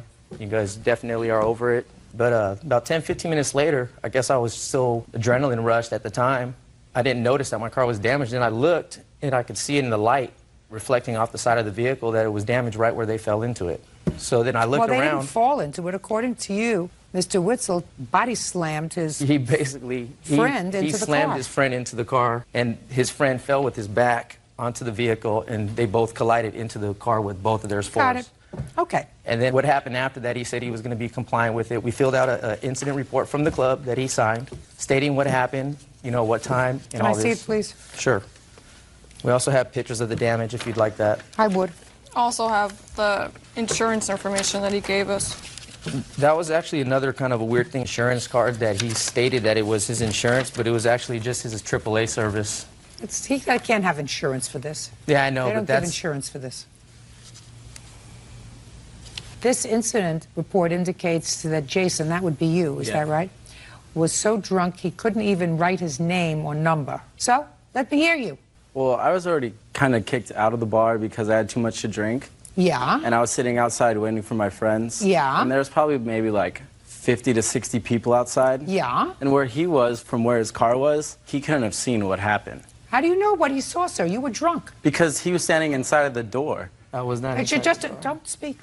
I mean, I did walk into the place. I saw where he was when he was, you know, taking IDs Jason, and whatnot. Two things. There is a signed acknowledgement of responsibility. Right. That you signed. Right. Now, you say that you were too drunk to know anything about what you signed. That's your defense to that. Is that right? Yeah. And yet you're telling me you were not drunk enough. Well... So, listen, let me finish. You were too drunk to know what you signed, but not so drunk as to be able to tell me that he couldn't have seen what he says he saw. Okay, but The times are completely different. I was waiting outside for like 45 minutes before he even came up to me. They didn't let me back in. I had to ask him if I could get my friends to leave. And then I probably waited outside like another 30, 45 minutes before he let me back in. And then when we were walking out to leave is when he pulled me aside and said he was looking for me because something happened to his car. At that point, I didn't know what was going on. I knew nothing about the car. I don't even think he knew about the car. I think someone told him and he saw us fighting. And it was like, oh, they were probably close to it. They might as well have done it. When there were so many people out there that were walking by, anyone could have done it. Well, that's true, but he says you did it. And you're too drunk to know what you did. Well, of course, I'm drunk. He sees a really drunk guy signing a thing that I'm too drunk to sign. It's easy. Do you know, Jason, what that would suggest to me? What? That a good life's lesson is, if you're going to drink, don't drink too much. Because if you drink too much, you really can't tell what kind of dumb thing you might do, or you can't really defend yourself when somebody says that you did something that you say you didn't do. Do you follow that? Yeah, I follow that. So that would be a good lesson. Go to college? No, I'm in the Navy. Is that where you learned how to drink? Not necessarily. Because you don't drink well, sir. Well, maybe it was a long night of drinking. Was there any reason for that? I don't know. You start off with a few, and then, I don't know, you end up having more than you expected. That sounds stupid. At the time, I guess it didn't. But it does sound stupid, doesn't it? Yeah, it sounds Because now stupid. you're going to have to fix a car. What kind of car is it? It's a 2005 Cadillac CTS, so it's a expensive car which is in pristine condition. It's not like I had something on it before, or, you know, it's a perfect car. I have a question, too, for him. Since he says now that, you know, he didn't do it, it could have been anybody. So since we had contact with him days afterward, and everything was fine, oh, yeah, we'll take care of it. Take it to my place over here. Those days you were sober, so that doesn't make any sense that, oh, you were too drunk that day. But then days afterward, you didn't say you didn't do it. This is the first that we hear that it could have been 50 or 60 people that did it. But it could have, he told me it was his car, now all of a sudden it's her car. That doesn't matter. Just a second. What difference does that make to you? Well, all right, after the whole incident, it got kind of fishy, you know? He called me like... Listen, I don't want to hear you anymore. Okay. Quite frankly, when a 22-year-old gets so drunk that they don't know what they're doing, makes me nauseous. I want to gag. My gag reflex is that you owe her $500. Judgment for the plaintiff. All right. Thank you. Cindy Miller is suing her former landlord, Grover Smith III, for the return of rent. Cindy says on the day she moved into Grover's home, it was raided by police. Miss Miller, you rented a room from Mr. Smith in his house. According to your complaint, shortly after you moved in, there was a police siege in his house, and Mr. Smith was arrested. Correct. You moved out? Wise. Very wise. You want your $500 back? Correct. Okay. When did you move in? I moved in the 10th of December. Okay. Where had you been living? In Granada Hills at a different house. Why did you move out of your last house? I needed to get another place to live because I was assaulted on Thanksgiving, and that's another case pending, and I was afraid that the assailants would find me where I was. So I needed to find someplace else to go very quickly. So I looked in the penny saver and I found Mr. Grover's house. And it Were you assaulted during a robbery attempt, or? No, it was during Thanksgiving at one of my friend's houses, and okay. It's a story. It's another case. Okay. So you found the room through the penny saver, right? And then I moved in on the 10th of December. And gave him $500. I gave him so $500. far correct, Mr. Smith? Yes. Yes, ma'am. Okay. Keep going. And then I moved in about 4:30 on that afternoon on Sunday, and at 8 p.m., 8:30 that night, there was police outside, and they came on the loudspeaker, and they said, everybody out of the house, come out with your hands up. That was the day you moved in? The day I moved in, like 4 hours later. And Grover comes and knocks on my door and says, Cindy, we have to go outside because the police want us to go outside. And I said, oh my gosh. So I had no shoes on, no coat, but we went to the front door, and Grover looks at me and he says, now if they asked you, tell them I didn't change my clothes and I never left the house. He said that to you? He said that to me. Why would you ask her to say that, sir? I don't recall saying that to her. That would be an odd thing for her to make up. Yeah. What were they looking for you for, Mr. Smith? I was accused of robbing my ex-girlfriend. On that day? On the same day that she moved in, yeah. Were you home that day? Yes, I was home. Did you ever go out that day? Just one time to the backyard. That's about it for a little while. How Do long? some yard work. How long? Maybe 15, 20 minutes. Other than that, you were home all day? Yes. Was he home all day? No. So, you were all made to come out of the house. You weren't totally dressed when you came out of the house. When did you move out? I didn't move out for a week because I didn't have a place to go just yet. I called my brother that night after the police let us back in the house after a big ordeal with the police handcuffed me. I had to raise my handcuffed you? Yes, I had to go out. I had to go out of the house with my hands raised, with the guns pointed at me.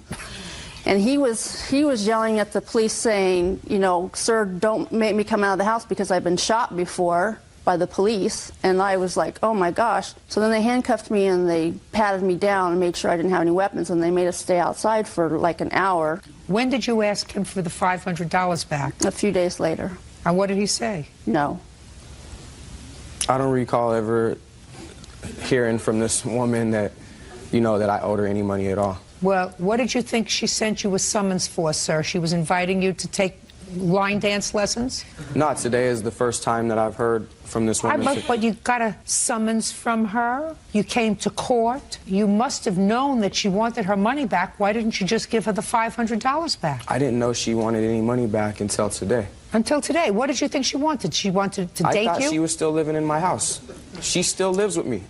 To my knowledge, she still lives there. What do you mean? You could have fooled me. I've been gone an awful long time. She's lucky that I'm not countersuing her. Just a minute. Are you telling me she still lives in your house? Yes. I've gotten no 30-day notice, let alone no 3-day notice. I don't care whether you got a 30-day notice, a 3-day notice, or a partridge in a pear tree, sir. Did she live in your house?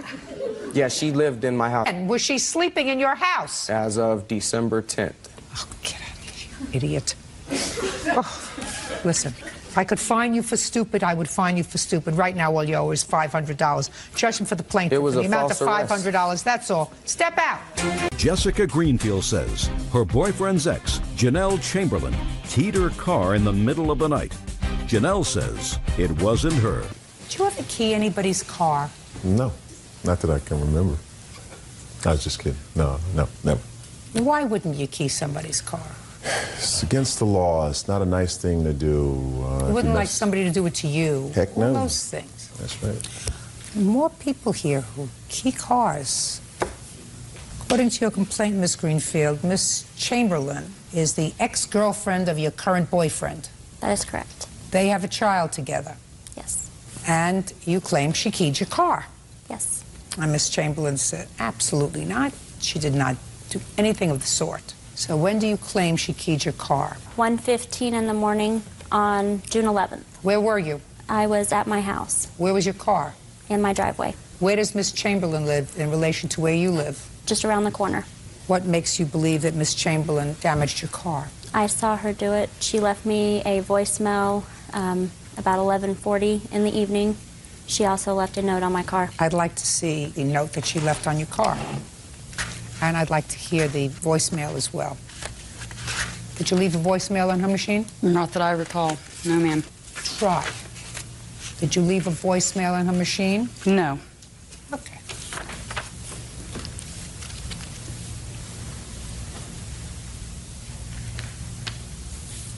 Is this your handwriting?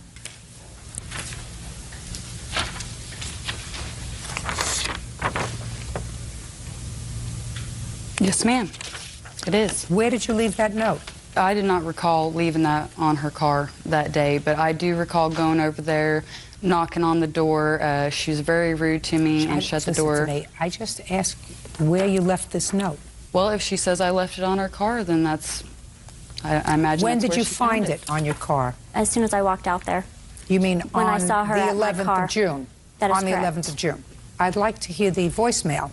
Okay.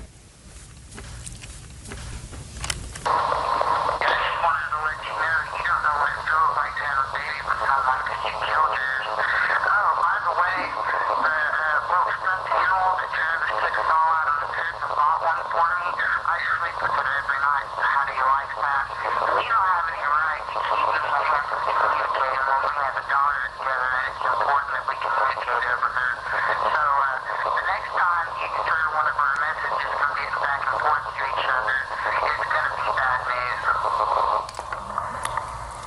Okay, so tell me what you observed on the 11th of June. The 10th of June, which was later that evening, about 10:50, I got a hang-up phone call.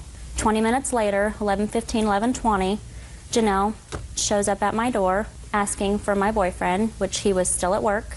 And I said, no, he's not home, and it causes conflict when her and I speak, and to come back when he is home. And I shut the door. And 11:40, she leaves the voicemail message on my cell phone, and 1:15 in the morning, I see her put an egg on my car and key it. I object to that. She did not see me there.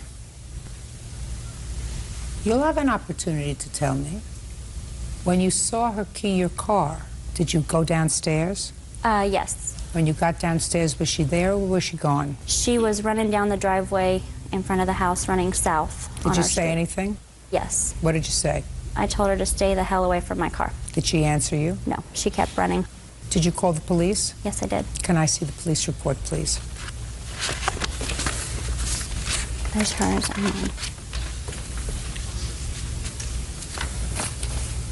When did you make the police report? The next day? No, it was on the 11th of June. On the 11th, that day. Okay, now I'll hear you. June 11th. Mm-hmm. Go ahead. It was actually the 10th. Mm-hmm. That night I left for the grocery store. I cashed WIC vouchers. What time? I'm not sure. Whatever the police report says was on the receipt. It was late in the evening. I went to go get my baby some formula. I came back home. The police knocked on the door. I showed him my receipt. I was at the grocery store at the same time that she was accusing me of this. No, you weren't. Yes, I was. No, you weren't. Well, it takes time to get to and from. Let's be clear. You were not at the grocery store at the same time that she alleged she saw you in front of the house. Okay. Go ahead. But I did go to the grocery store that evening, return home, show him my receipt. Who else do you live with? My husband, Daniel Chamberlain. He was there. Is there any reason why you go to the grocery store at 1:45 in the morning? Ma'am, my husband works third shift, and he goes to college half of the day, so we have very irregular hours. Was there any reason you went to the grocery store at 1:45 in the morning? To get formula for my baby. Why didn't he go? It wasn't necessary. He needed to stay at home with the children. How many children do you have? I have 4. Go ahead. That's what I did. I went to the grocery Well, store at what that point night did and you I came call back her on home. the telephone and leave that message? It's very emotional. At what time did you call her that evening and leave that message? That's been months ago, Your Honor. Well, certainly it's been months ago. At what point did you call her and leave that message on her answering machine? The only time I remember having any confrontation with her was earlier in the day. I'm not asking you about confrontation, madam. You didn't speak to her when you called. I'm asking you at what time in the evening did you call and leave that message on her answering machine?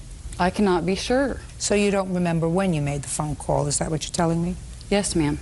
You do, however, remember putting this note on the car, because that's what you told the police officer. I don't recall putting that note on her car. Well, that's what you told the policeman who interviewed you. That is my handwriting. You told the policeman that you put this note on her car. That was directly after the incident, so if that's what I told him, yes, ma'am. Okay, can I see your estimate to fix the damage on your car, please?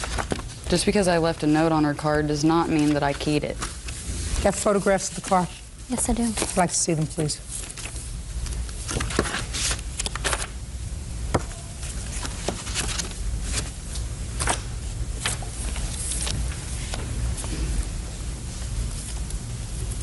Where on the car was the note? On the driver's side windshield. It was raining that night.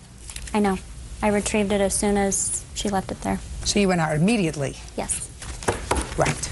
Because clearly the police who observed the note, this is just a copy No, of it. because The that police note was left earlier in the day, not that night when it was raining. I'm speaking. Yes, ma'am. Police officer observed the note. The police officer described its condition. It was, in fact, wet.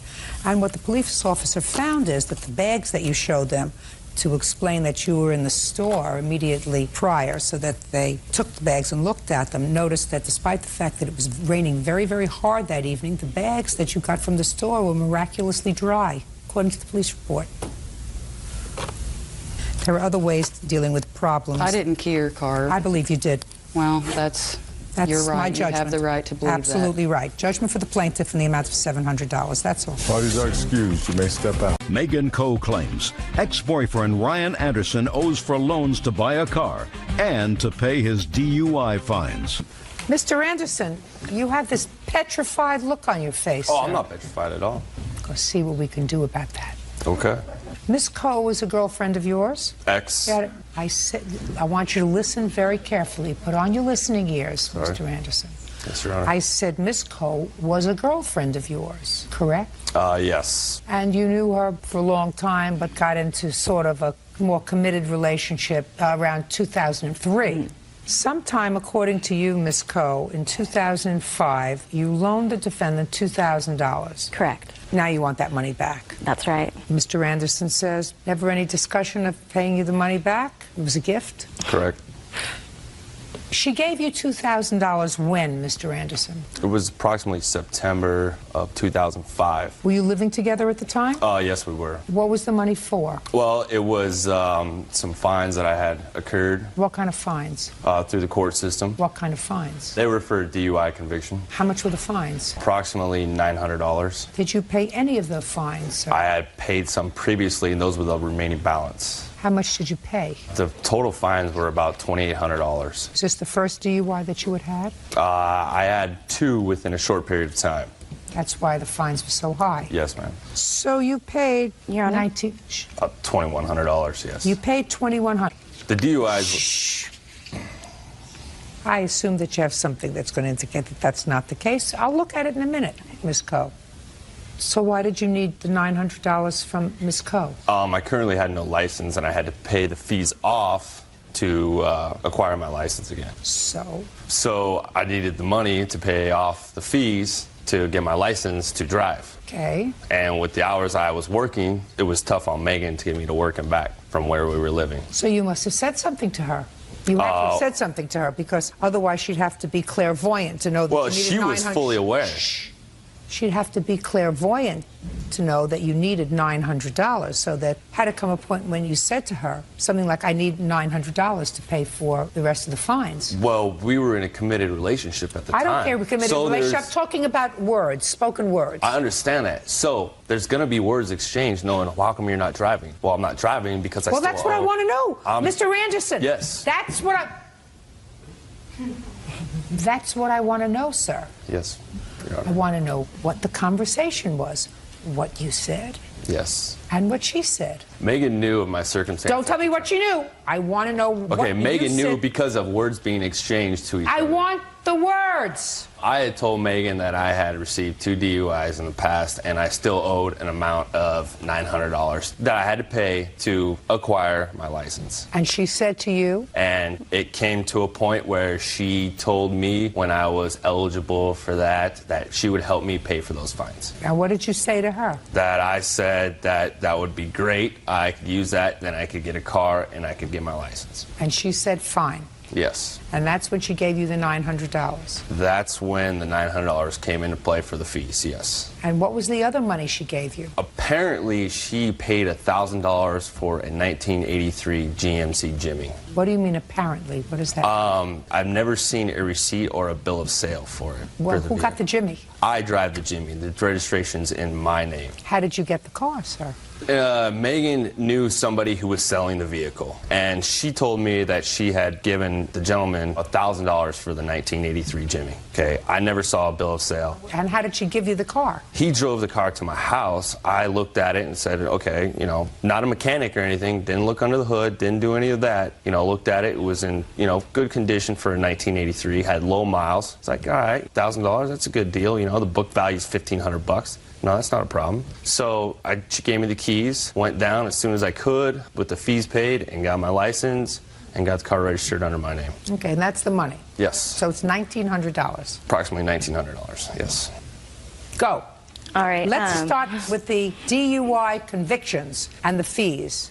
You were dying to tell me something. I have receipts for the payment of the fees, and it's over $900. I went and paid myself in cash, went to the courthouse for him because he had no transportation. Do you want to see them, the receipts? No, I believe it. He says that you paid them. Also, it was never a gift to him. It was fully intended to be a loan. I did it to help him out so he could get his license so I would not have to drive him around. Just tell me the conversation, madam. In September, he was eligible to get his license back. And so he was in the mix of trying to get his license back. He had these DUI fines that he needed to pay off. So I told him that I would loan him $900+ to pay off his DUI fines. And he would to pay me back in monthly payments and with his January of 2006 tax refund. Okay, did he do that? No. So he didn't pay you back in January 2006. When did you and Mr. Anderson separate? January of 2006. Tell me how that came about. Well, Mr. Anderson's continuous to drink excessively and black out, verbally pretty much assault me and pretty much say rude things to me. It pretty much came to the point the last night I was there that I had to sleep in front of the door so he would not leave and drink and drive again. Okay, so the fines you paid, and what about the car? How did that come about? He needed a car. I told him that I would loan him $1,000, and he would pay me back the same way as the DUI fines. How did you find the car? My friend was selling his GMC Jimmy. It was $1,000. I asked him if I could buy it from him for Ryan, and he said yes. And you gave him a check? I gave him the check. And he gave you the keys? He gave me the keys and the title. And the title. And then you drove it home, or did he drive it home? Nathan drove it home. And where was Mr. Anderson? Mr. Anderson was at the apartment. Okay. Tell me what happened when you drove up. I was like, here's the GMC Jimmy. What do you think of it? I think it's a great car for $1,000. I don't think you're going to be able to find something better for $1,000. And he agreed with me. That's pretty much what he said. Mm-hmm. Was he working? Yes, working full-time. Just a second. September, October, November, December, he was working full-time. He now had a car. Right. How much of this $1,900 did he pay back to you? Zero. That's because it wasn't a loan. That's because it became a loan when you decided it was over. Because if it was a loan, he would have paid you $50 a month, $60 a month, $100 a month, $25 a week. He would have paid you back something between September and January. He made excuses as to why he could not pay me back. He couldn't afford it going to school. Then you should have thrown him out. What you did with the car was you spent $1,000 on a car and then you came home and surprised him. That's what you did. You didn't take him to buy the car. You didn't show him the car before you purchased it. You purchased a car for $1,000 and you came home and said, I got your wheels so that you could drive yourself to and from your job so that I don't have to do it anymore. And if the romance hadn't been over, he wouldn't have paid you back anything. We continued to have conversations after January of 2006.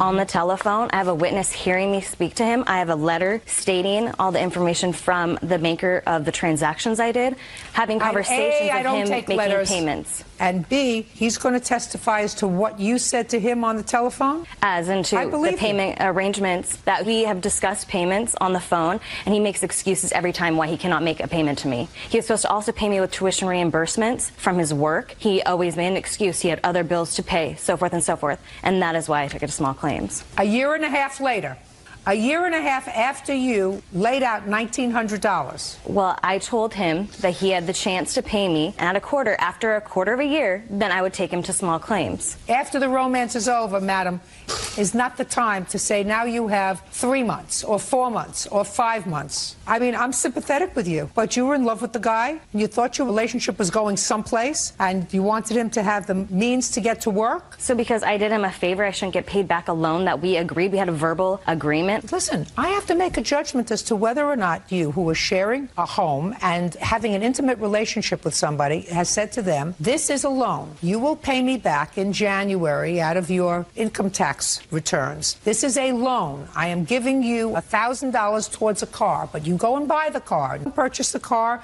you come back, you show him the car, and give him the keys. That's not a loan for a car. So, Ms. Coe, what I'm telling you is, I have to make a judgment. I'm sympathetic with you. I'm sympathetic with you. You're out $1,900, and if he had any moral fiber, he would pay you back. But if you gave him this money in September, and from September to January, he was working full-time and made absolutely no attempt to pay you back a nickel, not $5, and you tolerated that, I have to assume it was not a loan. Period. Your case is dismissed. That's all. Dora Huff claims a strange son-in-law, Paul Veloff, owes for bail money she posted on his behalf.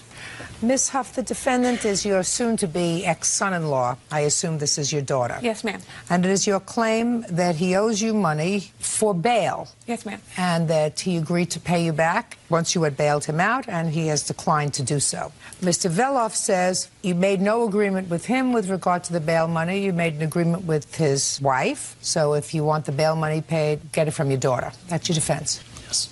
Okay. Mr. Veloff, how long have you been married? 13 years, 14 years? 13 or 14 years. 13. You have children? Yes, 2. How many? 2. When were you arrested, sir? It was filed on July 4th, but I actually turned myself in on that Sunday, which would have been, I think, the 6th, 7th? Of July, I'm sorry. 7/7 of 06? Yes. Is this the first time you had been arrested, sir? Yes. And this was for domestic violence? Yes. And the domestic violence alleged that you either assaulted or threatened or harassed your wife? Right. Were you in or out of the house on the 7th of July? In the house. No. Okay. Mrs. Veloff, when did you complain about your husband's conduct to the police? The incident of 4th of July. Tell me about the incident. We have been having marital problems for quite a while, and a recurring situation came up again that he was not working and taking care of his responsibilities. It escalated into a yelling argument that turned physical. Shortly after, well, the argument went on for quite a while. He was restraining me. I was not allowed. I was undressed coming out of the shower. He wouldn't allow me to get dressed. He wouldn't allow me to leave the master bedroom.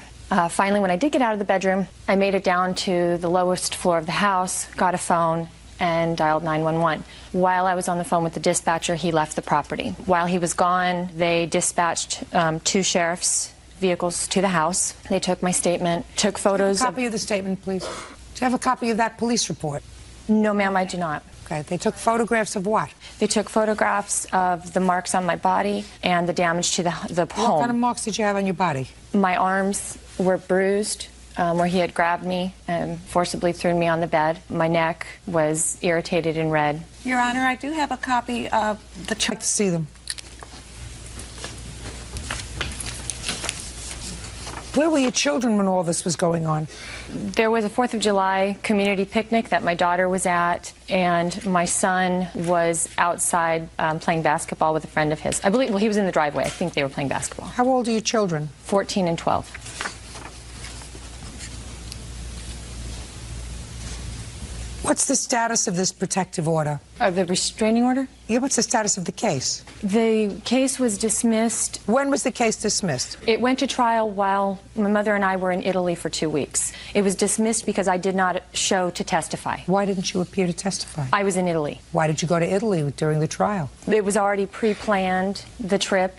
All of the subpoenas for me to appear were in my mail when I got back. Your Honor, this was a 2-week Mediterranean cruise. We had planned 7 months prior to take all the kids and grandkids, everybody. Got it. But, Ms. Veloff, after he was arrested, because he turned himself in, according to your mother's complaint, he called you and asked you to bail him out, right? Yes. How much was your bail? $2,000. And why did you think your wife would bail you out when she was the one who filed the complaint? Well, I called her because it started getting really rough in the jail, and I've never experienced anything like that. And I called her. How rough was it? They found knives, shanks. So you wanted out of there? Yeah, and it was Wednesday night. The other inmates were starting to get their commissary or whatever they buy for the week, and a lot of it was like cold medicine, and they were chopping it up and snorting it, and I could see attitudes change, and it started getting really scary. So you were frightened? Yes. So you called your wife? Yes, I did. And what did you say to her? I asked her to call my dad to see if he would bail me out. Why didn't you call your dad? Why didn't I call my dad? That's exactly what I said. Why didn't you call your dad? Why are you calling the alleged victim instead of calling your father directly? Don't you speak to him? Yes, I do. So then why didn't you call your father yourself? The phone calls I was able to make were very limited. Well, I know, I understand they're very limited. I've been in the justice system a very long time. There's no reason that you're going to be able to give me that I'm going to be satisfied with, sir, as to why you didn't call your father yourself. I don't know. Ma'am. Maybe your wife is going to tell me. Yes, ma'am.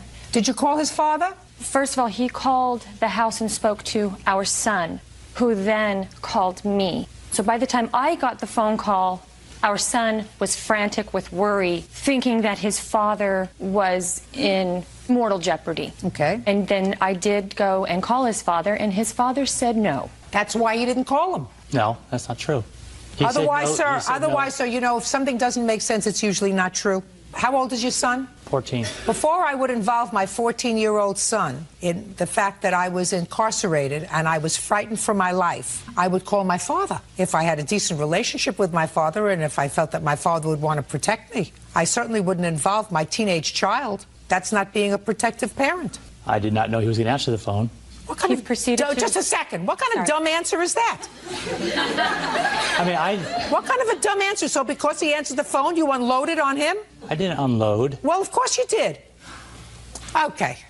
So now you're between a rock and a hard place. You got your 14-year-old child saying you got to do something to get Dad out of jail. You got his father who says, as far as I'm concerned, I'm not putting up any money for him. You don't have any money, so you call your mother. Yes, ma'am. All right, and you say, you got to help me out here. You got to help me out. And she goes down and she puts up the bond. That's so far what happened. Yes, ma'am. Now, when you got out of jail, Mr. Veloff, who was there? Who was there? My kids, my wife, and my mother-in-law. And what did you say to your mother-in-law? Thank you.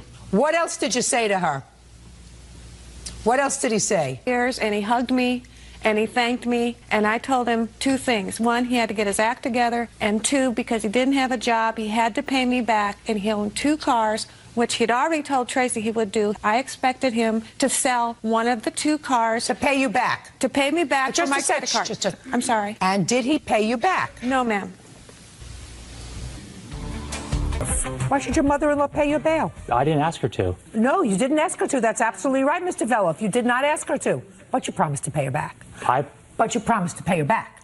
You didn't ask her to, and absolutely, if you hadn't said to her, I'm going to pay you back, that unfortunately for Miss Huff, there would have been no recourse. The truth of the matter is, at the time that she put up the bail for her daughter and her grandchildren. Because as far as she was concerned, you could have rotted in hell.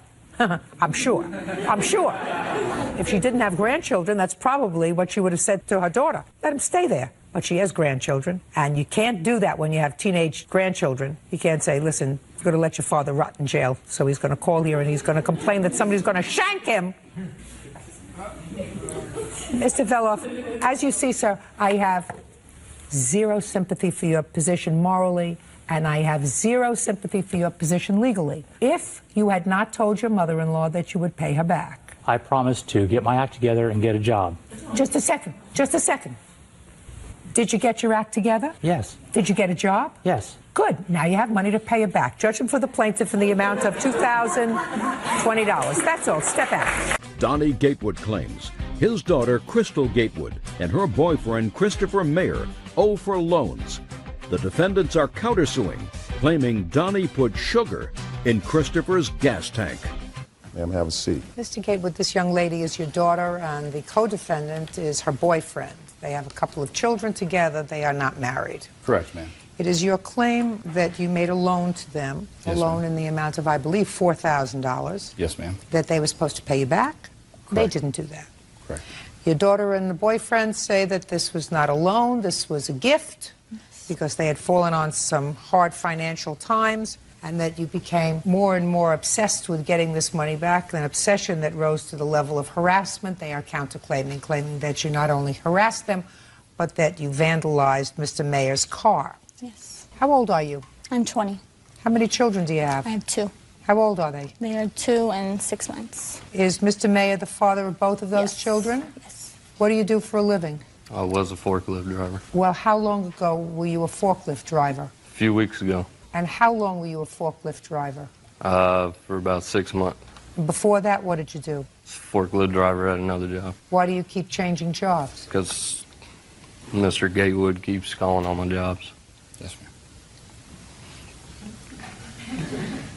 So it's somebody else's fault. It's not your fault that you lose these jobs. Right. Mm-hmm. How much did you make at your job? I was making $8.50 $8.50 hour. That's not a lot of money.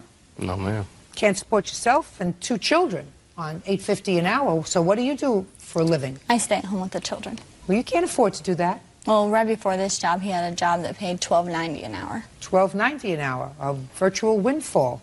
You think you can support a family on $12.90 an hour gross? I think that's a pretty good amount. And when did you lose that job? November. And you went right to work for somebody else? Yes. When did they call and ask you for money? About the first part of February of this year, your ma'am. Now, if you were working in February, what did you need money for? Look, don't go like that.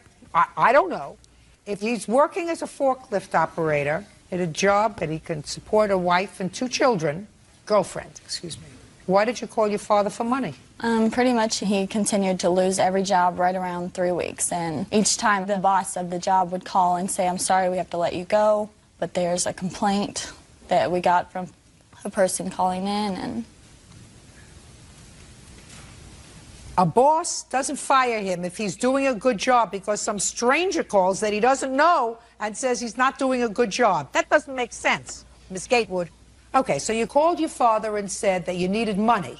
we actually called him and said, could we stay with you for a while until we got something saved up? So, Miss Gatewood, so you called the person who you thought was responsible for your husband, I keep saying that, I must be old-fashioned, for your boyfriend losing his jobs, job after job after job. So what you did was call him and say, could we come and stay with you? I asked for me and the kids to come and stay. I'm trying to get where you're coming from. You call the person who you believe is responsible for all your bad luck and say, can we come and stay with you? And what did your father say? He said we could stay for a few days, but he'd like to try to find us a place to stay for us to be stable. Okay. And you said? I said that'd be great. And? We went looking for mobile homes. We finally found one that we could buy for $1,000. So he told us that he would get us a loan to help build my credit. Great. So you went to the bank? Yes. And what happened to the bank? We got a $4,000 loan that my dad agreed he would pay. I didn't have a job at the time. Chris knew nothing about it. Chris knew nothing about it. When you moved into this mobile home that you found, he wasn't going to move in with you? Chris wasn't any part of the loan. He was going to live with me. Just answer my question. Yes, he was going to live there. Well, if he was going to live there, where did he think that you got the money from? I told him my dad was going to help us out. That's what we were told. It was going to be a gift. Is that right, sir? No, ma'am. All right, Mr. Gatewood, do you want to tell me your version of what happened with your daughter and this money? Yes, ma'am. At approximately first part of February of this year, my daughter called me crying, saying that she was being evicted from her apartment. Said they had no money for gas, no money for food. It was snowing. They wanted to know if they could come with me. I said, you and the girls can. That young man can't hold a job. He's not welcome. I got off the phone. About 20 minutes later, I called my daughter back. She was upset. I said, I'll tell you what, I'm going to help you. It's going to be a loan. You got a tax return coming. You can pay me back part of it this year and part of it next year. At that time, that loan will establish your credit. It will also gain you new residency, which it did. We got a trailer for her, 14 by 70, 1974 trailer. Got our washer and dryer. Got our couch. Got our refrigerator. And when you say you got her, did she go with you shopping? Yes. Yes, we actually purchased a trailer. The washer and dryer came with it. The washer and dryer and the couch basically came with the refrigerator he got from work. Okay. For free. That's now, correct. You took out, according to you, a $4,000 loan. The trailer was, according to your daughter, $1,000. What happened to the rest of the money? That's correct. We gave the actual person that we bought the trailer from $2,800. No, we did not. For the trailer and all the belongings in the trailer, for the furnishings. You have proof of that? All I have is the loan, ma'am. Well, I'd have to know what happened with the money. Well, I gave her the cash to help. Look at me. I gave her cash so they could pay their car payment so they wouldn't lose their car. Okay. That's not correct. How much money did your father give you? He gave us $1,000 for the mobile home, $500 paid for the washer, dryer, couch, and stove that came with it, and $500 towards lot rent and starting all our utilities up. So he actually gave you $2,000? Yes. Okay, go ahead. That's not true, Your Honor. We gave the gentleman $2,800, and the other $1,200 I gave to my daughter. I did not give it to him. I gave it to her in cash. Okay. Now, they're supposed to pay you back with their tax return, but something happened, Mr. Gatewood, according to your complaint, that irritated you. Your daughter said, according to you, she said she couldn't make the first payment. Correct. So you went to the bank and made the payment. That was $300 and some odd. $375, yes, ma'am. Then what happened, sir? From that time, she basically asked for me to pay her lot rent as well. And I promptly went straight up there within the hour and paid her lot rent. How much was the lot rent? $300. What were you doing all this time? I was working. Why wasn't your rent being paid? Actually, he went up there himself and paid it off, and No, then but why gave her wasn't a your phone rent? call. Listen to me. He would not have known to pay the lot rent unless somebody told him that the lot rent hadn't been paid. Well, our deal I'm not asking you.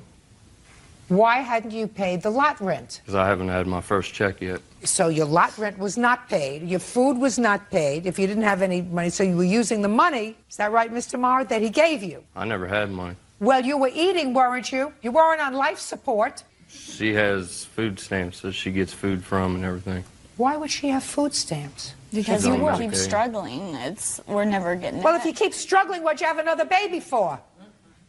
You think that was going to make it easier? Okay. Did you get your tax return back? Yes. How much did you get? I think altogether about $4,500. And it didn't dawn on you to pay your father back for this loan? No, we were never told to pay him back. Well, you're here now. And he must have said something before you arrived here today. We were told it was a complete gift. You were told that by your father? Yes. So between February and March, when he came to the house and told you that he wanted some money, because that's what you say in your answer, you think he had a psychotic breakdown? My dad How do you goes- think he had a psychotic breakdown? I think he goes through different moments where one day he wants to be our friend and the next day he doesn't. That's not be your friend, and one day he doesn't want to be his friend until he grows up and accepts responsibility for making 2 children and holding down a job regularly. What I'm asking you is if your father comes and says, look, I took out a loan. I need you to pay me back part of it now and part of it next year, and you just got $4,500, why you wouldn't do that? Why you wouldn't do that? It's your money. You're the one who works. She doesn't work. She gets food stamps. Every time they went to do something with whatever they were doing with the money or whatever, he came over and got her, and they left and did whatever they did. I stayed at home with the kids those times. Never knew anything, never signed Well, anything. Mr. Mayor, I don't believe that you never knew anything. I believe that he came and got Well, her. I and knew he where wanted they to were know- going, yeah. You knew what they were going. You knew what they were going for, right? Yes. It's just that Mr. Gatewood didn't want to deal with you. He doesn't approve of the fact that you made 2 children. You have his daughter living from hand to mouth. She's not helping herself, but certainly you're not stepping up to the plate and assuming the responsibility of a head of household. So he doesn't want to have anything to do with you until you grow up. I could understand that. So he takes his daughter. That doesn't mean you're a defendant, because I don't think that you made your arrangement with him. I think you made your arrangement with her. I made it with both of them, ma'am, and he knows that. No, no, no. Even you tell me that you didn't make the arrangement with him. You went to the bank with her. Not initially on the phone, ma'am, but when I went over to their trailer or to their apartment before I went to the bank, I told them that that's what was going to happen. I was going to go Just to the bank. because you told them that was going to happen, sir, does not a contract make. Yes, ma'am. I understand. That's a parent saying, this is what you're going to do. Sure. And unless you have somebody said, fine, offer, acceptance, then you don't have a contract. Yes, ma'am. So I think your agreement was with your daughter.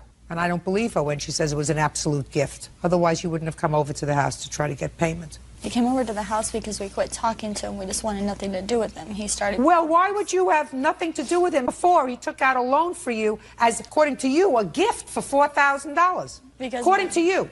Why would you want to all of a sudden have nothing to do with him? Because they all of a sudden wanted nothing to do with us. They didn't have us come over. My mom never came to see my daughters, nothing. You're talking about 2 weeks? You're talking about from February to March? Yeah, my mom would come over at least like twice a week and see them, and she just quit coming over, quit caring.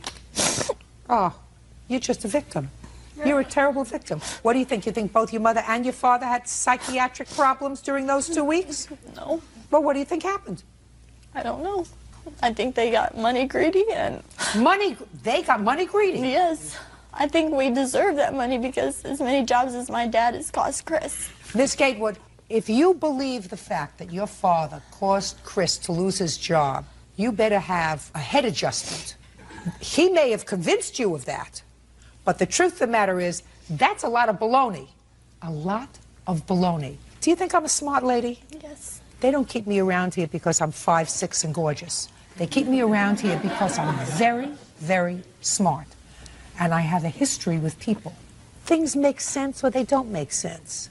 Parents who are faced with the fact that their daughter has had 2 illegitimate children with a man who can't hold down a job, but who seems to be in love with him and seems to at least want to try to make a life with him, don't sabotage that by getting him fired from his job so that their daughter will be out in the cold with her 2 children. I believe it's a control thing. Like, he always wants to know where I am, everything. He's always tried to bring me back to his house. No, he's not. You called him and asked if you could come home, and he said you can come home for a while, but I'd much rather see you in your own place. He doesn't want you to come home with the 2 children. He doesn't want to be a parent to your 2 little children. And he doesn't want to be a grandparent either.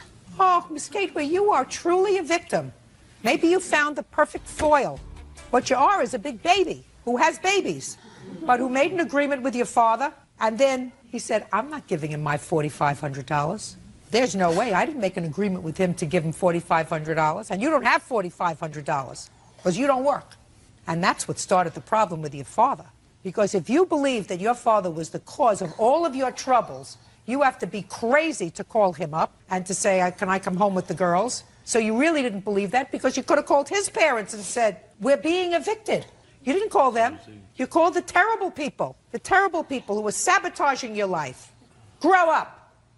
Because your tears don't make it with me. I guarantee you, they shed more tears than you did. No.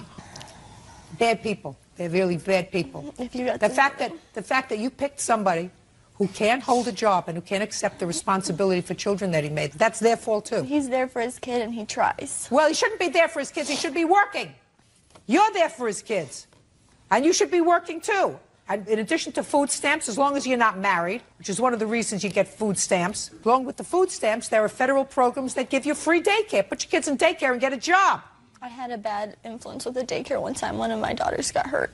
Also, somebody else's fault. So get another daycare. And you don't solve your problem by making another baby. I know. Maximum limit that you're suing for is $3,000 on your complaint. On your complaint, I'm awarding you the $3,000 because that's the maximum in your jurisdiction. I have a counterclaim. Counterclaim says, Mr. Gateway, that you put sugar in Mr. Marr's gas tank. That is not true. Go ahead. Prove it. We got a call from him about 5 minutes before. Who's we? Chris received the call. I was over there and also Chris's best friend.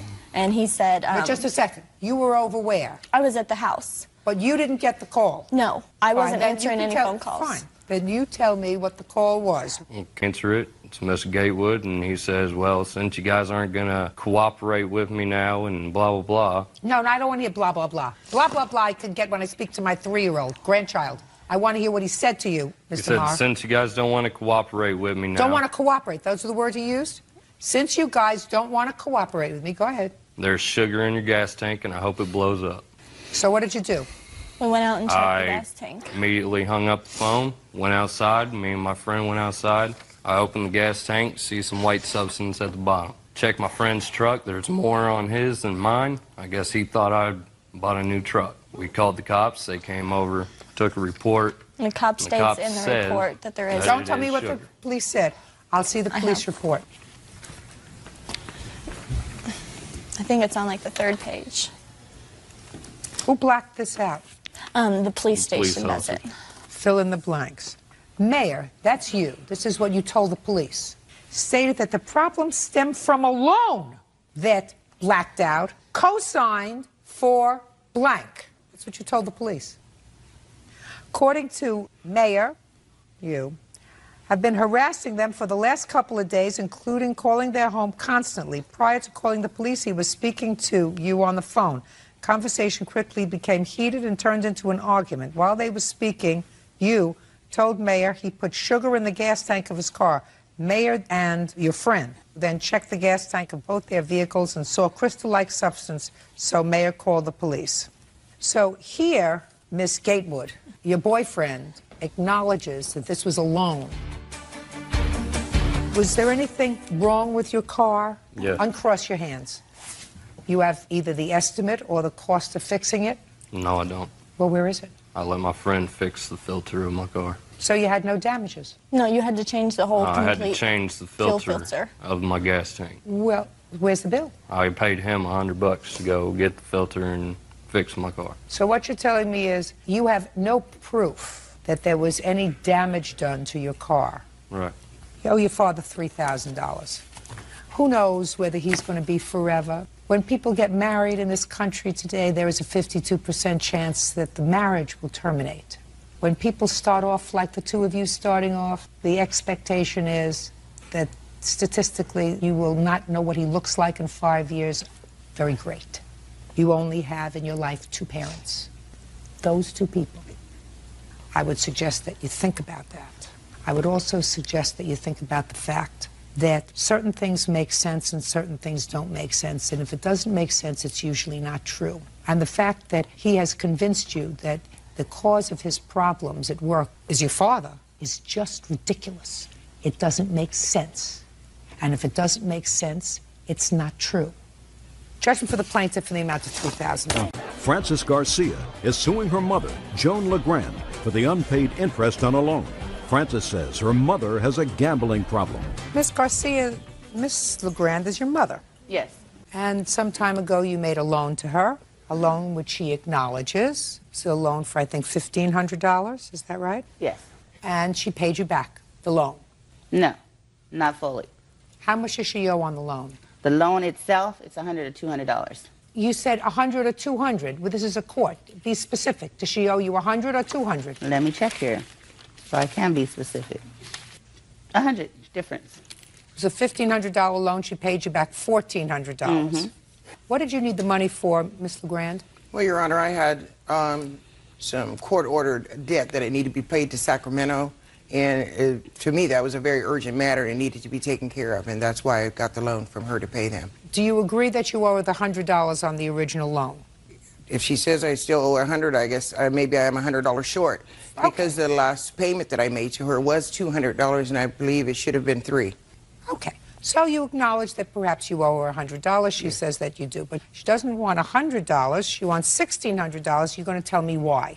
Because my mother at the bingo hall came up to me, you can see this on the bingo paper, with this, and she said, Dee, can you read this and then let me know something? Well, per her contract, it states here, $500 for court fines. Then it also says $500 that she owes the state. Well, then her total at the bottom is $1,500. I said, Mom, what do you need the other $500 for? Oh, miscellaneous. I said, oh, it's for Jackson, right? Because she likes to go gamble in Jackson outside of the bingo hall. Okay. So, anyways, per her contract, it says, if you would like to read it, Judge, the payment would be paid as follows. It's here starting May the 3rd, $200. Just a second. She acknowledges she owes you $100 on the original $1,500 loan. Yes. But you want $1,600. Yes, because that's why I loaned her the money. She agreed to pay me $3,000 back. So she agreed to pay you double the loan, 100% interest. Is that right? And that's what you want? That's what I want. When did you make her the loan? On April 26th. Of what year? Of 2005. And when did she finish paying you the $1,400? When did I have to press her to finish paying me? When did she pay you? Let me see. She did not pay in August 3rd because she spent it in Las Vegas. Listen to me. Okay, I did hear your question. Listen to me. If you heard my question, give me the answer. When did she finish paying? The 18th. Of what month? August. Now, did you have a reasonable relationship with your mother before? Outside of being her banker, no. We just talk whenever we see each other. The laws of this country, in each jurisdiction, preclude, do not allow people to charge usurious interest rates. She made the contract. Listen, I want you to open up, put on your listening ears. They're here. Courts will not enforce a contract with usurious interest rates. They're against the law. Okay, fine. Well, good. Then she owes you $100. I don't feel that's correct, because even if you use a credit card to get the money, there are 22.99% interest. And? So what's the difference? She's not paying me any interest. I didn't loan it to her just as a gift. Let me tell you what the law says, just so that you're aware of it. Please, enlighten me. I'm going to enlighten you, and I'm going to do it quickly because I have other fish to fry today. The law says that if you make a contract that's against the law, and it is against the law to charge too much interest, then the courts will not enforce that contract with any interest. Oh, it's nice to know the law. Good. Now you know it. Judgment for the plaintiff in the amount of $100, but you acknowledge you owe her. That's all. Carolyn Doyle is suing her ex-boyfriend, Matthew Peterson, for a loan to fix his teeth. Matthew says he helped Carolyn fix her house. Miss Doyle, you used to live with this gentleman. How long did you live with him? Matthew and I started dating July 4th of 1999, and he lived with myself and my children off and on for a total of about 2 years. 1 year, then moved out, then moved back in for a year, then moved back out. And during that time, which we'll pinpoint better later, you claim that without your authorization, he forged your name as a co-signer to a loan for some dental work that he wanted. I don't know if he ever signed my name. He did open an account and took out a dental loan using my Social Security number, and it shows up on my credit record as Okay, but you never signed it. No, I did not. Well, so somebody signed your name to it. I never saw the documents, Your Honor. Okay. I assume he has the documents somewhere in his pocket. In any event, he didn't pay the loan? Correct. And it's negatively impacted on your credit? Correct. You no longer are together, and you want him to pay the bill? Correct. Smile pretty, Mr. Peterson. What was wrong with your teeth? 2 porcelain crowns on my front teeth, and both of them were fractured. And So it was cosmetic work. more or less, without them, though, I just have 2 posts there, Not attractive, but clearly you could live that way. I suppose. Now, when did you want to replace these 2 porcelain crowns? I was living with it cracked for probably about a year or so, and then in the process of chewing gum, it completely broke off one afternoon, and I was left with just the post that goes under the crown, my real tooth, and it was somewhat of an emergency at that point. You know, the following morning, the dentist squeezed me in, and Now, were you and Miss Doyle living together at the time? no. Were you still seeing each other Yes. exclusively? Yes. Any reason why you weren't living together? We lived together when I owned my condo, and I wanted to flip that into a single-family home because I have 3 kids, and I wanted him to have a nice home with a backyard in a neighborhood, and he didn't agree with my decision to sell the condo. I was buying it on my own. He wasn't buying it with me, but he disagreed with my decision to sell the condo and buy the house. So when I sold... just my own curiosity, why? I think he thought things were fine the way they were, and so why move? Okay, so that's when he moved out, but you still continued to see each other. Correct. So now the dentist squeezes you in August. Yes, ma'am. I'm listening. Okay, I went to the dentist's office in the morning upon looking at the other front tooth that was fractured as well, so they said, we have to take care of both of them. I couldn't cover it on such short notice, so they said, well, you can go ahead and apply for this in-house credit we have here, which I did, was denied. They said, do you have a co-signer? At that point, I called Carolyn from the office, and she said, yeah, here's my number, here's the Social Security number, and I'll be back. You know, I'll have to go down there and actually sign the document at a later date, which I don't know if that ever happened or not. And they proceeded with the work, and that was it. Why didn't you pay the bill? I was making monthly payments. Now you're looking at your shoes. I made the first couple payments, and then I came late on one. She said, I can't have this affecting my credit payments, and then she said, let me just pay off the whole loan and you can just pay me. And then when we ultimately ended up breaking up, walked out, and that was the end of that. And I had done considerable amounts of work on her house, remodeling, fixing it up, Which painting. I paid him for. Just a second. Judge, please don't interrupt. I'm sorry. And I just kind of figured the whole thing was a wash. It was easier just to get out of each other's lives and move on. So you mean you stuck Miss Doyle, who is a single parent, raising 3 children, with bills for your cosmetic dentistry? I mean, you expect me to accept that, sir? And you think that I am not going to humiliate you in front of 10 million people? Go ahead. Upon our last conversation when I left, I was served with papers days later, so there was never any opportunity to discuss any kind of payment plan. She never asked me for the money. Why should she have to ask you for anything? How old are you? 32. You work? Yes, ma'am. You have children? No. So whatever work you do, you just manage to take care of yourself, Correct. right? Now, what about Miss Doyle? Does she work? Yes, she does. And she takes care of 3 children? Yes, she does. And she runs a house? Let me ask you a question. When you were living in the house, did she have household help? No, myself. Did she have, yeah, I know how helpful you are. Did she have household help? No, Who did the laundry? she did. Who cleaned the bathrooms? She did. Who had a full-time job? She did. Who had 3 children? She does. Who had 2 cracked porcelain crowns? That's me. Are you embarrassed? When you lay it out like that, yes, I am. But Well, if your mother didn't lay it out for you like that, I'm going to lay it out for you like that. How much was your dental work? all said and done, approximately $2,700. How much of that did you pay? About $300. What kind of car do you drive? Ford truck, What year? 2000. Were you making payments on it in 2004? Yes. Were you paying rent in 2004? Yes. You get where I'm going? Yes, I do. Peterson. Anything else you want to say? I'd like to add just the extent of the work I did around her house. It was a verbal agreement. Let me ask you a question, Mr. Peterson. I just asked you a few questions. When you were living together, did you take a shower? Yes. Who cleaned the bathroom? She did. When you were living together, did you change your underwear at least every other day? Yes, ma'am. Who did the laundry? She did. You get Not my, exclusively. You get my drift? I get your drift. I won't even go into other more intimate details, sir, but I can almost guarantee you this. Believe me, you got the better end of the bargain. She knows what I mean. So do most of the other women. You owe her $2,400. Pay it. Thank you. That's all. Susan Pruitt says neighbor Crystal Berkins owes for causing her cats to be taken away by animal control. Crystal is countersuing, claiming Susan has been harassing her. Miss Pruitt, you and the defendant are neighbors. Yes. She recently moved to the neighborhood, is that right? Correct. You have children? Yes, ma'am. How many children do you have? One at home. And you? 8. Are they all living with you? Yes, ma'am. Okay. Well, it's a shame that you two people got off to a bad start, but according to what I've read, Miss Pruitt, you did just that, get off to a bad start. You don't like each other, that is clear. However, your complaint is you have cats. Cat had kittens. Miss Berkins found herself in possession of 3 of your kittens because they strayed onto her property, I assume.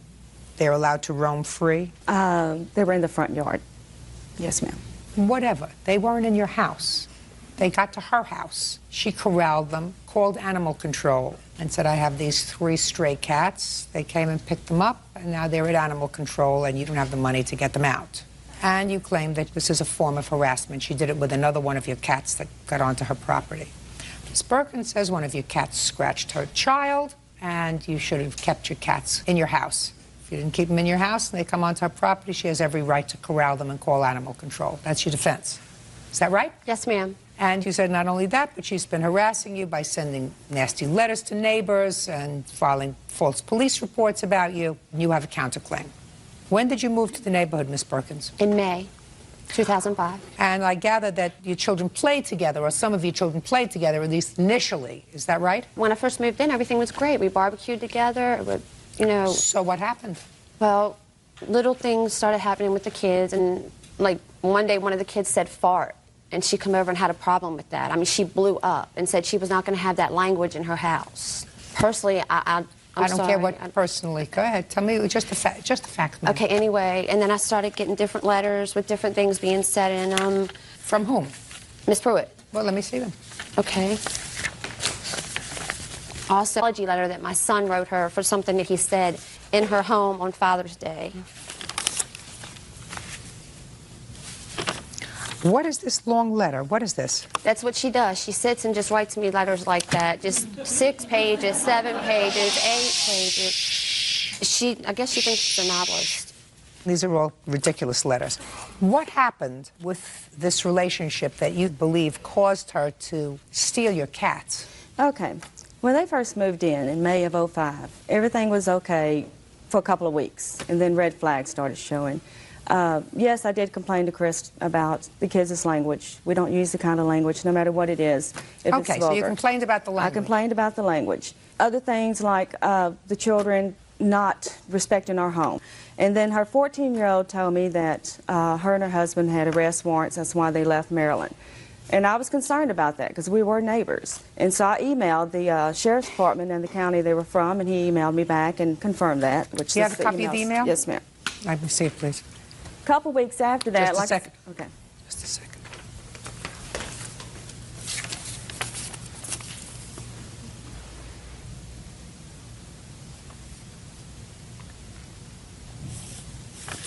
Okay. Okay, well, a couple weeks after that, I had called Crystal to retrieve a toy that belonged to my son. And as soon as I got out, I said, Chris, can you have one of the kids bring it back over next door? It started the cussing, the F and B. Hank, what are you doing calling me, you F and B? So I hung up the phone. I called the police Had you been department. contacted by the Maryland authorities? No, ma'am. It's all taken care of. Well, she has emails from the authority in Maryland that indicate that both you and your husband failed to complete the community service portion of a probation. Right. And as a result of that, warrants were outstanding for your arrest. that according to the police in Maryland, they did not intend to extradite you for that, but they said, and these had to do with, according to the police, bad checks. With their gratuitous advice, don't lend them any money, won't take any checks, and stay clear. Right. Now, my question to you is, were you notified by anyone in Maryland that they had located you? No. She comes screaming at me on 4th of July, I'm going to have you locked up and take your kids from you. So my kids are outside playing in a sprinkler. One of them said the F word again, fart, and she's like, that's it, I've had it. She said, I'm calling your landlord, and I'm getting you out of here. And she started freaking out, so I went and told my husband, I said, she's losing it again. I said, let's just go. So we spent 4th of July weekend in a hotel. My kids didn't even get to pop fireworks. They were miserable. She tried to take my daughter from me when we first moved in. She told my daughter she was going to Okay, so you went to a motel, Miss Perkins. Her name. Listen to me. You went to a motel. Yes. That night. When for the first time did you learn that Miss Pruitt had contacted the Maryland authorities? 4th of July. We were out there trying to have a good time. Oh, just a second. On the 4th of July, did she tell you that? She screamed it across the yard. When for the first time did you call animal control and her cats? Right here. I have that date Give me also. the date. Here's the picture. Just tell me what the date Okay, is. the first time is the 9th, August What? 9th. So after the 4th of July. Now tell me where you found the cat that day. In the yard, right under the bush, outside the carport. Outside your house? Yes, ma'am. So what did you do? Well, I didn't, but my daughter did. She picked it up and she put it in the cage, and we called animal control. But that cat they retrieved. They went and got that cat. Is this the same daughter that was scratched by the cat? Yes, ma'am. Which cat scratched your daughter? The 3 that came on the property after. Okay. Miss Pruitt, did animal control indicate to you that you should keep these cats in your house? No, ma'am, they did not indicate that. Well, they should have. May I say one thing? Sure. Crystal had said that I don't care about a daughter. Okay, well, I couldn't have cared less about that whole tirade. Miss Pruitt, let me tell you what my problem is with your complaint. I read that she called animal control on one cat that had strayed onto her property.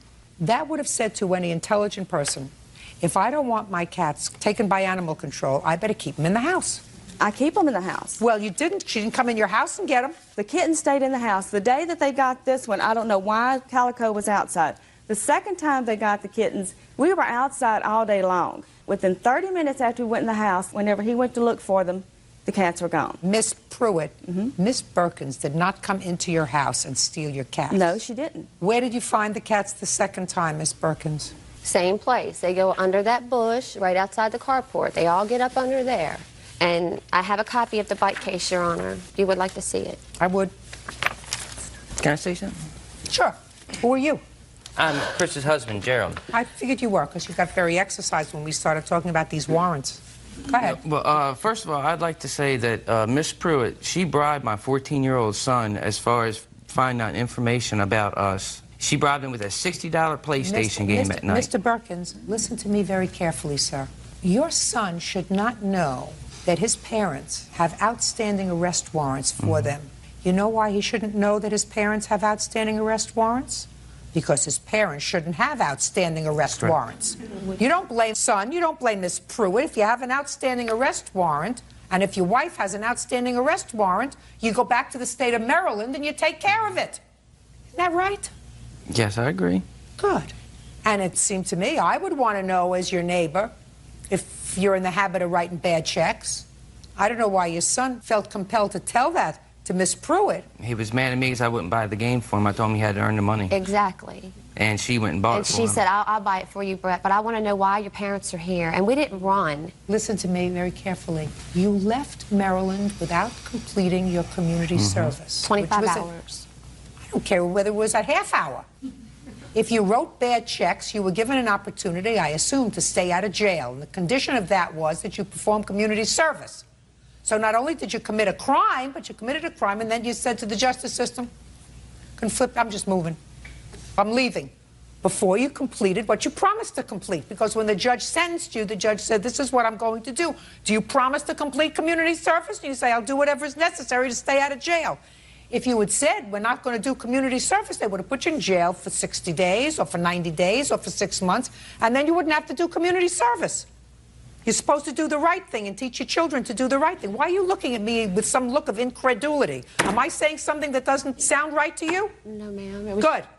May I say something, Your Honor? No. Okay. No, because I just don't understand you. If they took one of your cats and they called animal control, so you know that they were angry with you, and they were angry with you in all probability because you had stirred up this muck about the Maryland warrants, then it would seem to me if you value your kittens, you keep them in the house. They did not come to your house to steal your cats, Miss Pruitt. I offered the cats back. Shh. You did not offer the cat. Yeah. Whether they did or whether they didn't, my issue is whether or not you have a lawsuit. And you don't. They have a right, if these animals are on their property, especially since they say that one of the kittens scratched their daughter. Whether they did or whether they didn't, and whether they were being vindictive or not. They might have been. They might have said, listen, she stirred up all this muck about us. We're going to call animal control if her cats come on our property again. It's your responsibility as a pet owner not to put your animals in harm's way.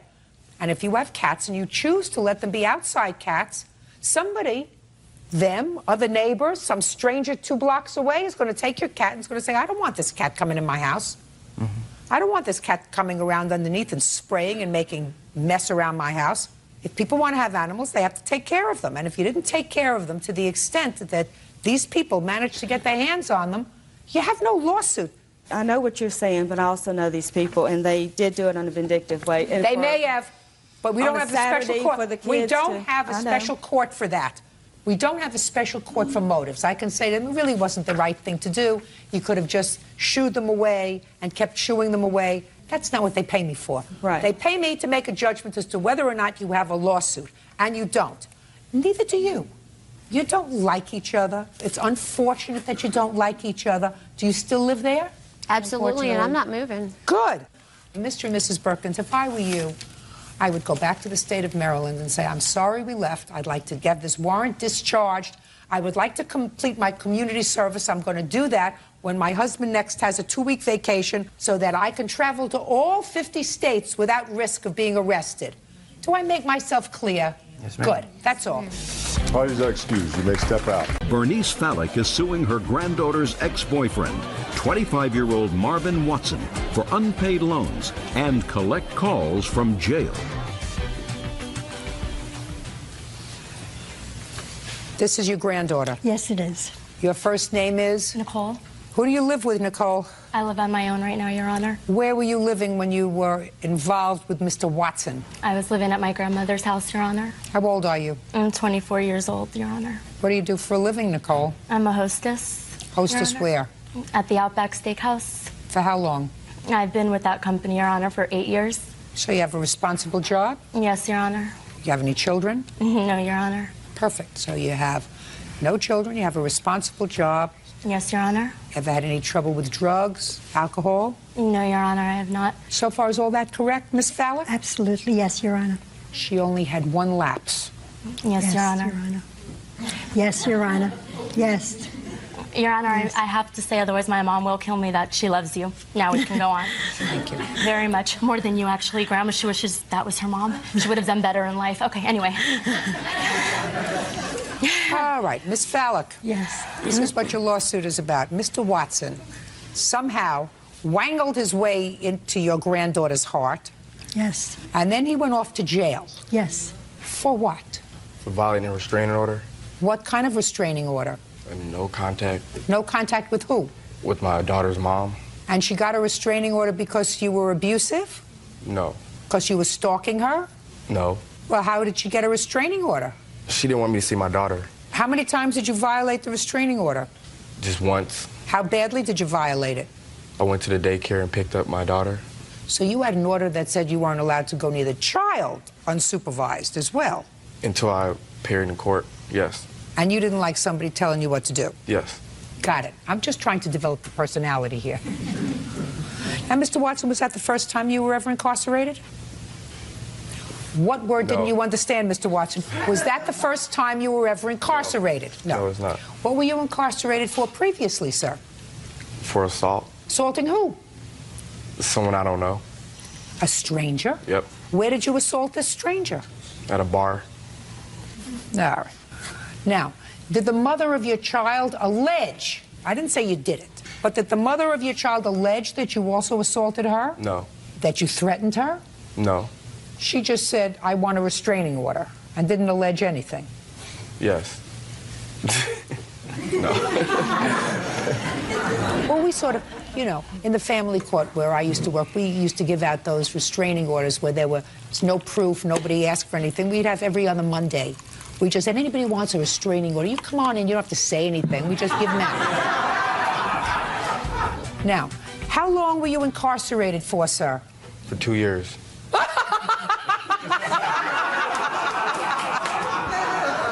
You were incarcerated for 2 years for violating a restraining order? Oh, well, the first time when I got arrested, for the restraining order, I was only in jail for 3 months. 2 years for an assault? Yeah. Must have been a pretty bad assault. And the second time you were in jail for 3 months. That must have been some violation. And while you were in jail, Miss Fallick says she did everything that she could to make it easier for you. You called her house 2-3 times a day, collect. And how much was your phone bill? A total of $563. Is that for the 3 months? It was 3.5 months. 3.5 months. And then she gave her granddaughter money so that she could put the money in your bank account because you didn't like the prison food. Yes. Tell me what he said to you. His exact words were, I'm losing weight.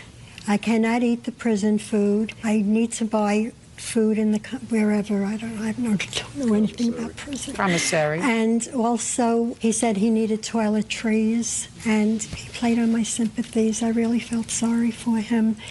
And he asked for $20 a week, which I gave him all the time he was in jail. And he said to me, I have $4,000 in the bank. When I come out, I will pay you. And I hear his words in my ears, I will pay you back. Also, one other thing I did. The night he was arrested, he called my house. He asked if we could please pick up his keys at the jail and bring his car, because he was afraid it would be vandalized, and bring his car to my development and put it in my parking spot, which I did until he came out. How much did that cost you each month? I broke it down. It was $45 a month, but December, he came out around December 18th. I just did half, and that came out to $157.50. And the $20 a week, how much was that, Miss Fallick? $260. You used to go to visit him?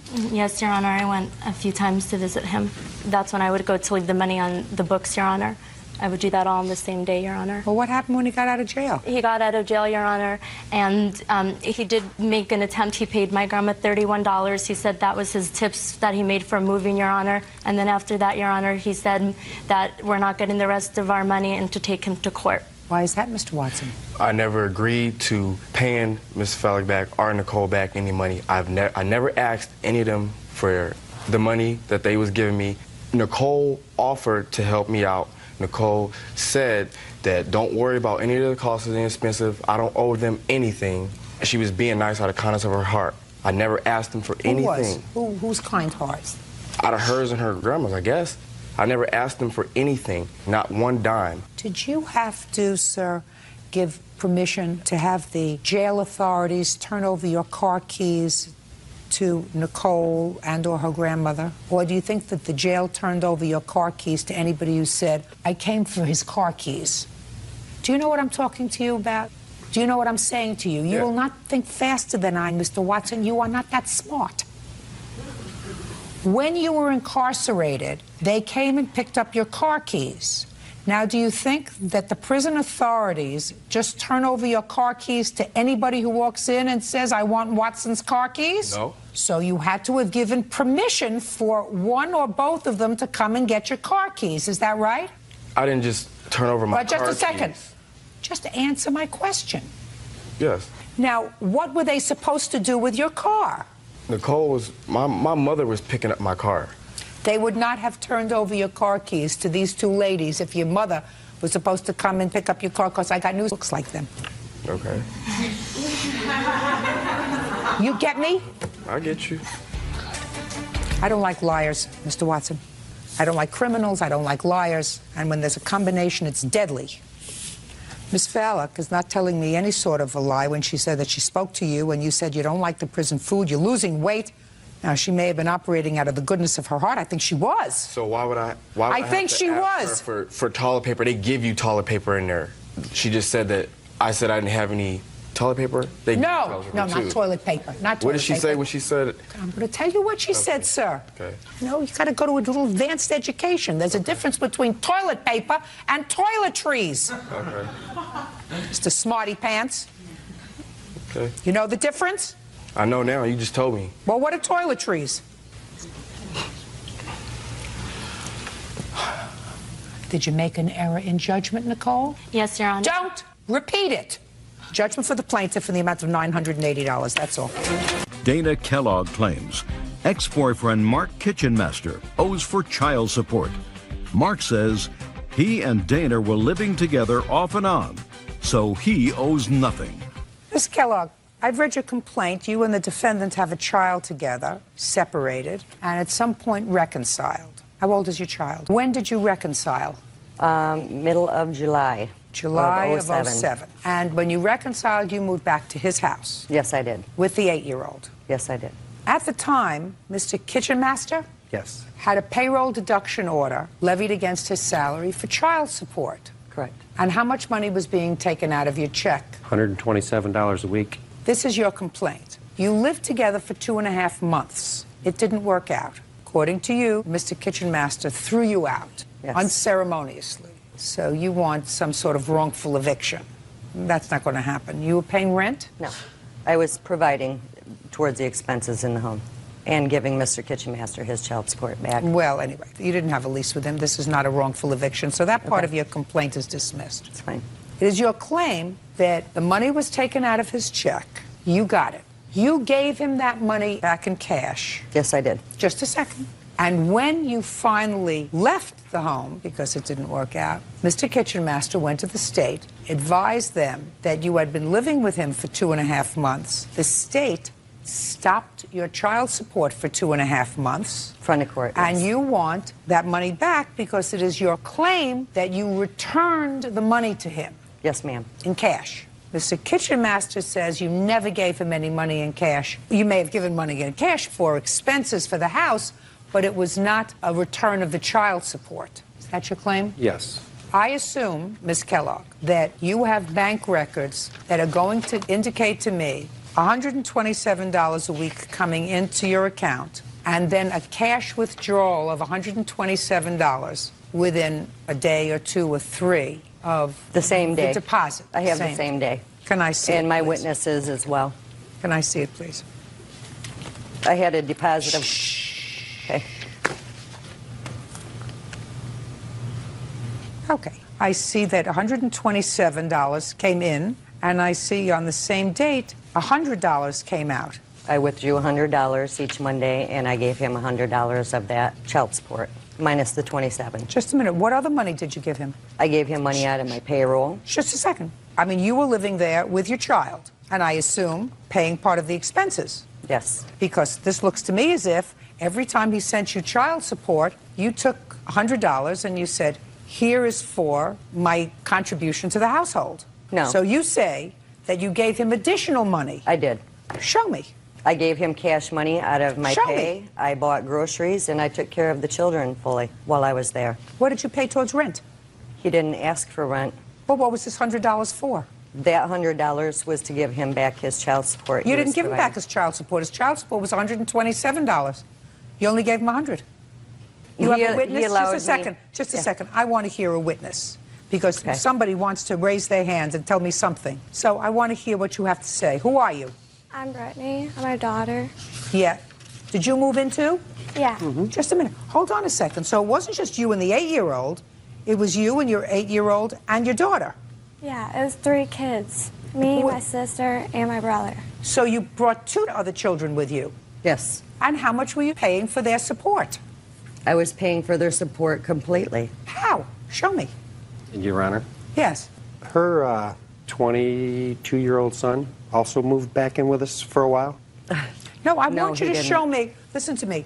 I want you to show me somewhere in your bank records that you took out each month and gave him money for the support of yourself and your 2 other children? I cashed my payroll and we discussed what the bills were, and I paid him towards phone bills and groceries, and I took care of my children completely as far as clothing or anything that they needed that whole duration. What was this $100 for, Mr. Kitchen Master? She said that it was my child support, returning my child support, and there was no bill paying. I received $580 from her, and that was it. $580 in total for the 2.5 months that you lived there, and that includes these $100. Does that include this $100? That was those $100. That's not these true. $100 payments. Yes, $580 total, and it would have been $600, but she had to borrow $20 back because she didn't have the money. She didn't have any money. She told me. That's not true, Your Honor. Who are I you? work at Well, that. who are you? Mrs. Kellogg's witness. Come up. Tell me what you know. Tell me your name. My name is Natalie Vlahos. I am a friend of Dana, and I am a friend of Mr. Kitchenmaster. At one point, when they got into an argument, and they were fighting, and they were splitting up and breaking up, I went to Mr. Kitchenmaster's house, and I spoke to him, and his main concern was that he wasn't getting his child support back. And I said, isn't Dana giving you the child support every week? And he said to me, yes, she is, but she's keeping gas money. And I said, well, what is she keeping? He said, she's keeping $27. I said, well, she does have to go back and forth to work. Part of the child support is to make her able to support the children that she has. That's not true. That's not what it's for. The child support is only for the child, not for her. That's right. He was telling me... Just a second. Only for the child. Well, I'm wrong. I'm sorry. No, I'm just telling you, if that's what you think, that's not what the child support is for. Thank you, but he did tell me that he was getting child support back. You're not following what I'm saying. How was she paying the expenses, her share of rent for herself and 3 children, her share of gas, electric, phone, all of those other things? And if what you're telling me is that that's the $100 that you were contributing to the household... That's not all I was contributing. Well, then you have to show me. How much were you making in your job? I gross $800 a pay. I have a pay stub here. How much were you bringing home each week, every 2 weeks? Your Honor, I can't testify. I don't mean to interject, but I can't testify to this because I didn't live in the house. I understand that. I'm not asking you that question. I'm asking her that question. Thank you. All right, Ms. Kellogg. Go ahead. I contribute everything I make towards bills. Would you please answer my question? What was that? How much were you bringing home every week, every 2 weeks? Around $540 every 2 weeks, and I make my own car payments. Just a second. $540 every 2 weeks. Yes. Now, what's your car payment? $187 a month. Insurance? $100 a month. That's $287 right off the top. You have how many children that lived with you? 3. 3, including the 8-year-old? Yes. Did you ever have an older child that moved in for a while? He came and stayed for 1 week. He lives in Traverse City. Okay. So at some point there, you had 4 children living there. Well, he wasn't living there. He was visiting. He was eating, wasn't he? Oh, yeah. Not provided by Mr. Kitchenmaster. Just a second. Your children. Food, gas, electric. Let's say it's $100 a week. That's $400 a month. $687. So that leaves you $300 left over for clothes, expenses, school, lunches, after-school activities. There's no way that you were giving him any money for rent. There's no way. You don't have money. You had absolutely no money. I gave him cash on all the bills that he had. Fine. Okay. Listen, I absolutely understand what you're talking about, sir. She doesn't get it. She says it's a return of your child support. It wasn't. It was to support herself and her other children. Right. You're right. And I went to the front of the court, and I pulled up all my statements of what I pay a weekly. now, I understand. It costs more to run a household with 6 people in it than $100. I got it. Very How many people from your end lived in the house? I live by myself. So it was just the plaintiff and her either 3 or 4 children, one of whom is yours? Yes. Okay? And for that, she was contributing $100 a week? Sometimes. Sometimes. Yeah, your case is dismissed, madam. That's all. He's had an absolute right to get his money back. That's all. 18-year-old student Nikki Frazier and guardian Sam Suter are suing Nikki's mother, Stacy Head, for child support costs. Nikki says her mom won't turn over child support she receives from her father. Mr. Suter, your complaint is that you and your family were nothing but kind to the defendant. She was having some difficulty, and she was unemployed several years ago. Her daughter and your daughter were friends since grade school, and you volunteered to give her a home. Yes, ma'am. When she was 16. How did you do in their home, in the Suter home? Did you do okay? Yes. Did you graduate yet? Oh, I graduate in a couple weeks. What are you doing after graduation? I want to go to college. How did you do in high school? I make good grades. She's been AB honor roll all through high school. Did you apply to college? No, I did not. Why not?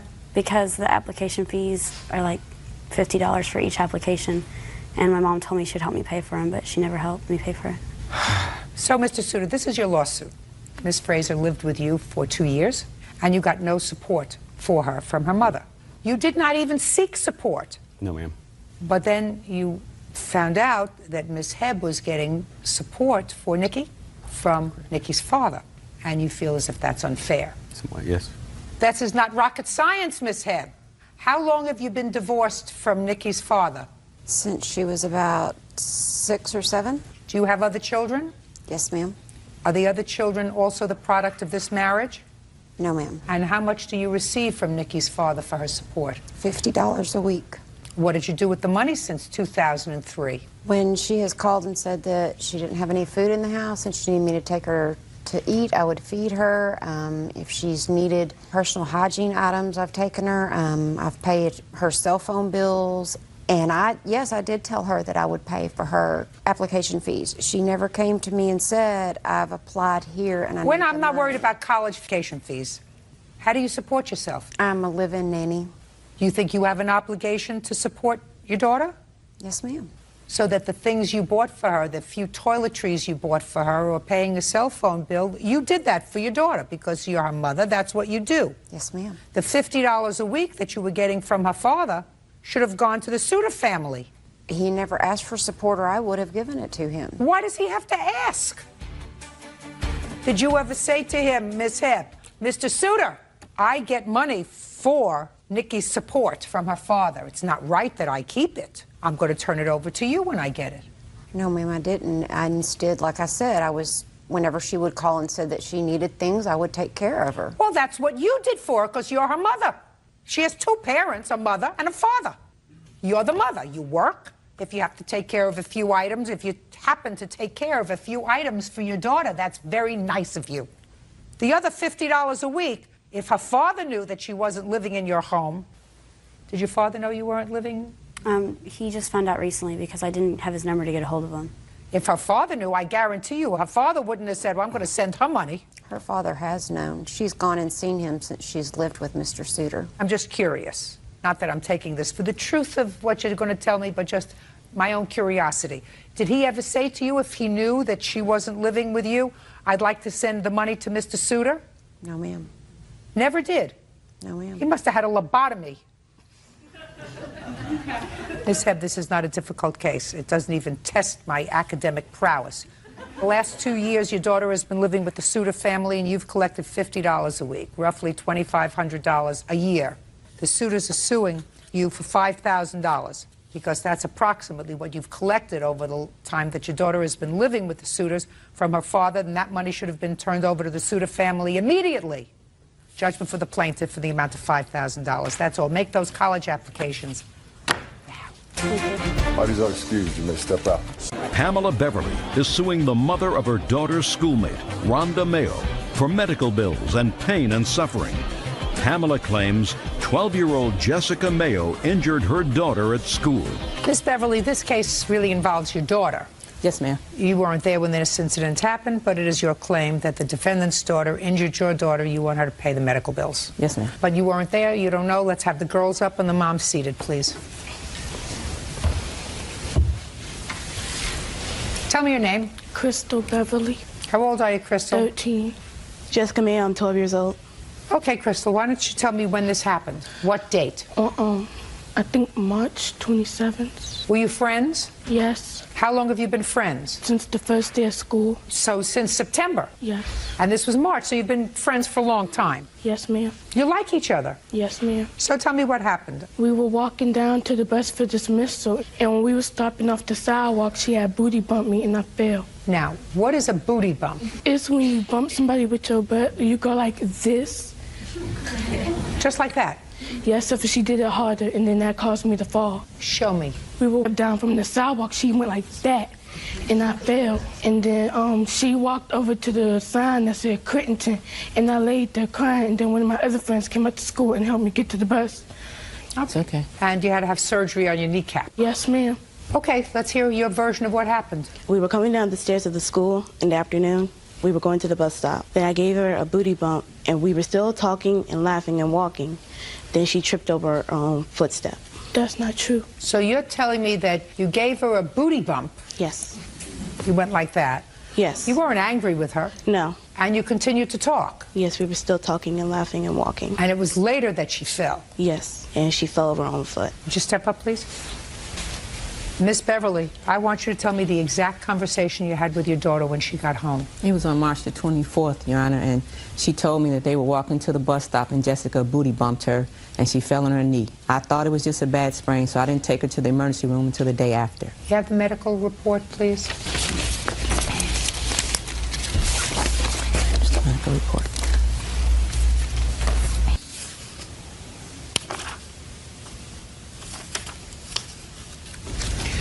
What were your unreimbursed medical expenses? It was $1,083. All right, Miss Mayor, why don't you stand up with your daughter? Your Honor, may I say something else? Yes.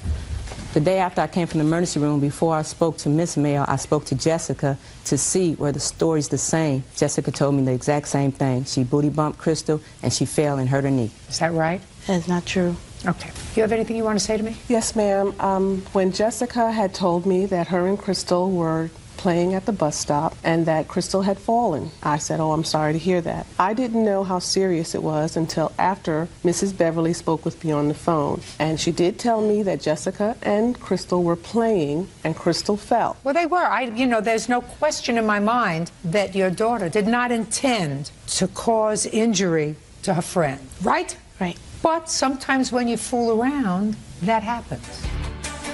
I mean, there's no issue that your daughter did not intentionally harm Miss Mayo's little girl. But they were fooling around, and she gave her a tap. Yes, a bump. And she fell. And she didn't fall afterwards. She's making up. She fell then. She didn't mean to hurt her. It wasn't an intentional thing. It was, as Crystal said when she first started, an accident. That's the way you described it, right? Yes, ma'am. Because you lost your balance when she gave you that push. Yes, ma'am. Right? Okay. That, Miss Mayo, suggests to me that you should be more than willing to contribute to the unreimbursed medical expenses that your daughter's fooling around caused. Because, but for the fact that she gave her a nudge, she would not have tripped and fallen, and she would not have had this injury. Certainly, you are not entitled to pain and suffering, Miss Beverly, from the defendant, because I don't believe that this was an intentional act. I think that these two young girls were friends. I believe that in all probability, your daughter has done this booty bumping ever to other people. Yes, ma'am. Fortunately, nobody got hurt. Do you understand, Miss Beverly? Yes, ma'am, I do. Okay. Judgment for the plaintiff in the amount of $1,083. Thank you. Christy Wise says ex-boyfriend Nick Knox owes for 2 different loans. Nick claims Christy was never his girlfriend. Ms. Wise, you and Mr. Knox dated for a period of time, not very long, 6 months or so? Yes. No, not true. Never. I'm not talking to you. And according to your complaint, during that time, you made a series of loans to him for various things. Gambling debt, some DUI fines that he had because he had lost his license. While Mr. Knox acknowledges that you gave him gifts, he says none of them were loans. None of them involved gambling. So, when did the two of you start this relationship? I met him online and on a website called MySpace. My friends told me it was a good place to meet people, so I signed up and I got a message from him. I got the message at the beginning of January. January of 2005? Yes. When did you give him this first chunk of money? July. So between January of 2005 and July, there were no loans? Correct. Did you see him? Were you dating? We were not dating at that point. We only dated for like a month. What month? Month of June. June to July. So between January when you met and June, did you communicate on the internet or not at all? We talked on the phone. I went up and visited him, and we talked online too. But in June you started dating? Yes. And the first money that you gave him was in July? Correct. That should have been a clue. What was the money for? It was for, he went out and gambled when he was out drinking, and he gambled $1,000 and only had $500. All right. He called me and he told me about it. I want you to tell me exactly what he said to you when he called you. He told me that he had went gambling and he bet $1,000 on a card game, and he only had $500, and the guy was going to come over the next day and physically harm him if he didn't have the money. And he didn't have the money the next day. He called me and told him that the guy had already came over and physically harmed him, and then I went up the day after and gave him the $400. That's a little stilted, what you just said to me. First he called and told you that if you didn't give him the money, he was going to get hurt. Yes. You didn't give him the money. Then he called you back and told you that the man came and actually hurt him? Yes. How did he hurt him? He brought a couple of his buddies over and they got in a fight outside his house, I guess. That's what I was informed of. When you went up there, were there any physical signs of his being assaulted? Yes, his jaw was bruised. Was? Yes. Black and blue? Yeah. And you gave him the $400? Yes. What did he say to you? He said, "Thank you, I will repay you as soon as I can." When was the next sum of money that you gave him? August 15th. It was for his DUI for $250. Tell me how that came about. He called me and he informed me that he did not have enough to make his monthly payment for his DUI, and he asked if he could borrow some money. And I said, "How much do you need?" He said, $250. So I said, okay. Well, did you know he had had a DUI? Yes, he informed me. When? Back in January. How did he tell you he had a DUI? We just were talking, and he just told me the one, we got on the subject of driving, and he's like, "Well, I got a DUI." Did he drive? No.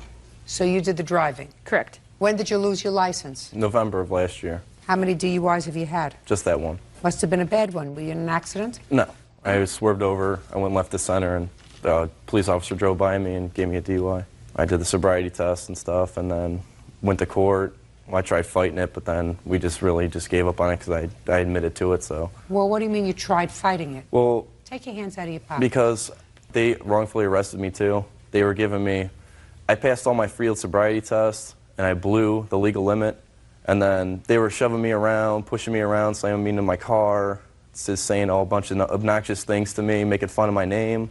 Just a bunch of stupid stuff. We tried fighting it, and then, because I had another charge. You tried fighting it because? I had more than one charge with it. I had the DUI, and I had a concealed weapon, too. It was just a pellet gun under my seat, so they're going to try and charge me with that. So they just dropped that down to nothing, and I just took the DUI. Is this your first arrest? Yeah. Jacked out with the police? Not really, no. I just. Where had you been drinking? I was with my girlfriend at the time then, Yeah. and we were at our friend's house having a couple drinks, and then I left and took her home.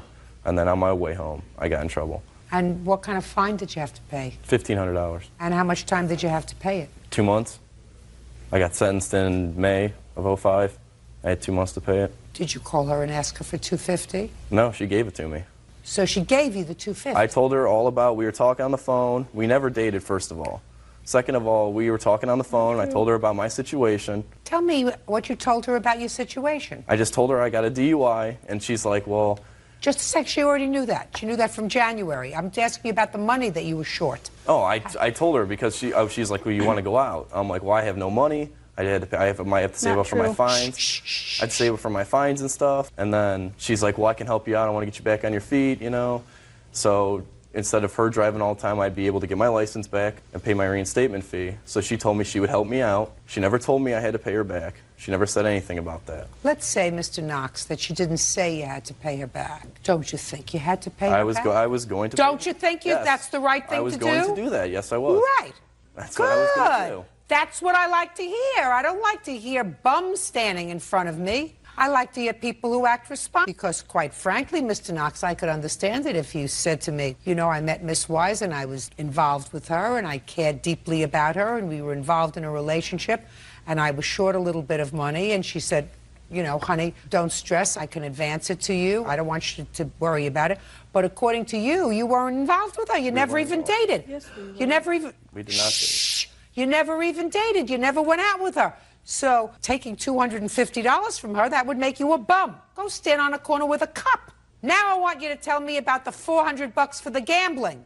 There was no gambling thingy. That is not true. That is just the most untrue thing I've ever heard in my entire life, actually. There was no, I got a gambling debt. I mean, I'm not a small guy. I'm not just going to have some guy come to my own house and beat me up in my own house. That's not true at all. I had no bruises on my face, nothing. I owe nobody money. The money she did give me, that was towards my DUI. And how much was that? That was $200. Pretty sure it was $200. No. We're talking about two different amounts of money. Oh. Mr. Knox, we're talking about two different amounts of money. One was $250 for your fines, but you had additional amounts of money that you owed. How much was the second amount of money that you owed? About $400. All right. And what did you owe the $400 for? My reinstatement fee on my license. My fines were already paid off by Just a second. We're going to get there. On your best day, you are not as smart as I am on my worst day. Do you understand that? That's true.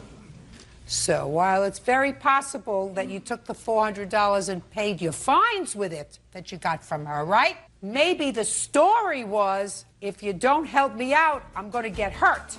Now, since, Mr. Knox, you say that you were not involved in a relationship with her, and since you chose to take money from her rather than standing on the street corner with a cup, or in the alternative, getting a second job if you needed money. I didn't... Now listen to me. If you need extra money, what you do is you work for it. You don't ask other people who may be more smitten with you than you are with them to, when you know you have no feeling for them, just because you're a bum.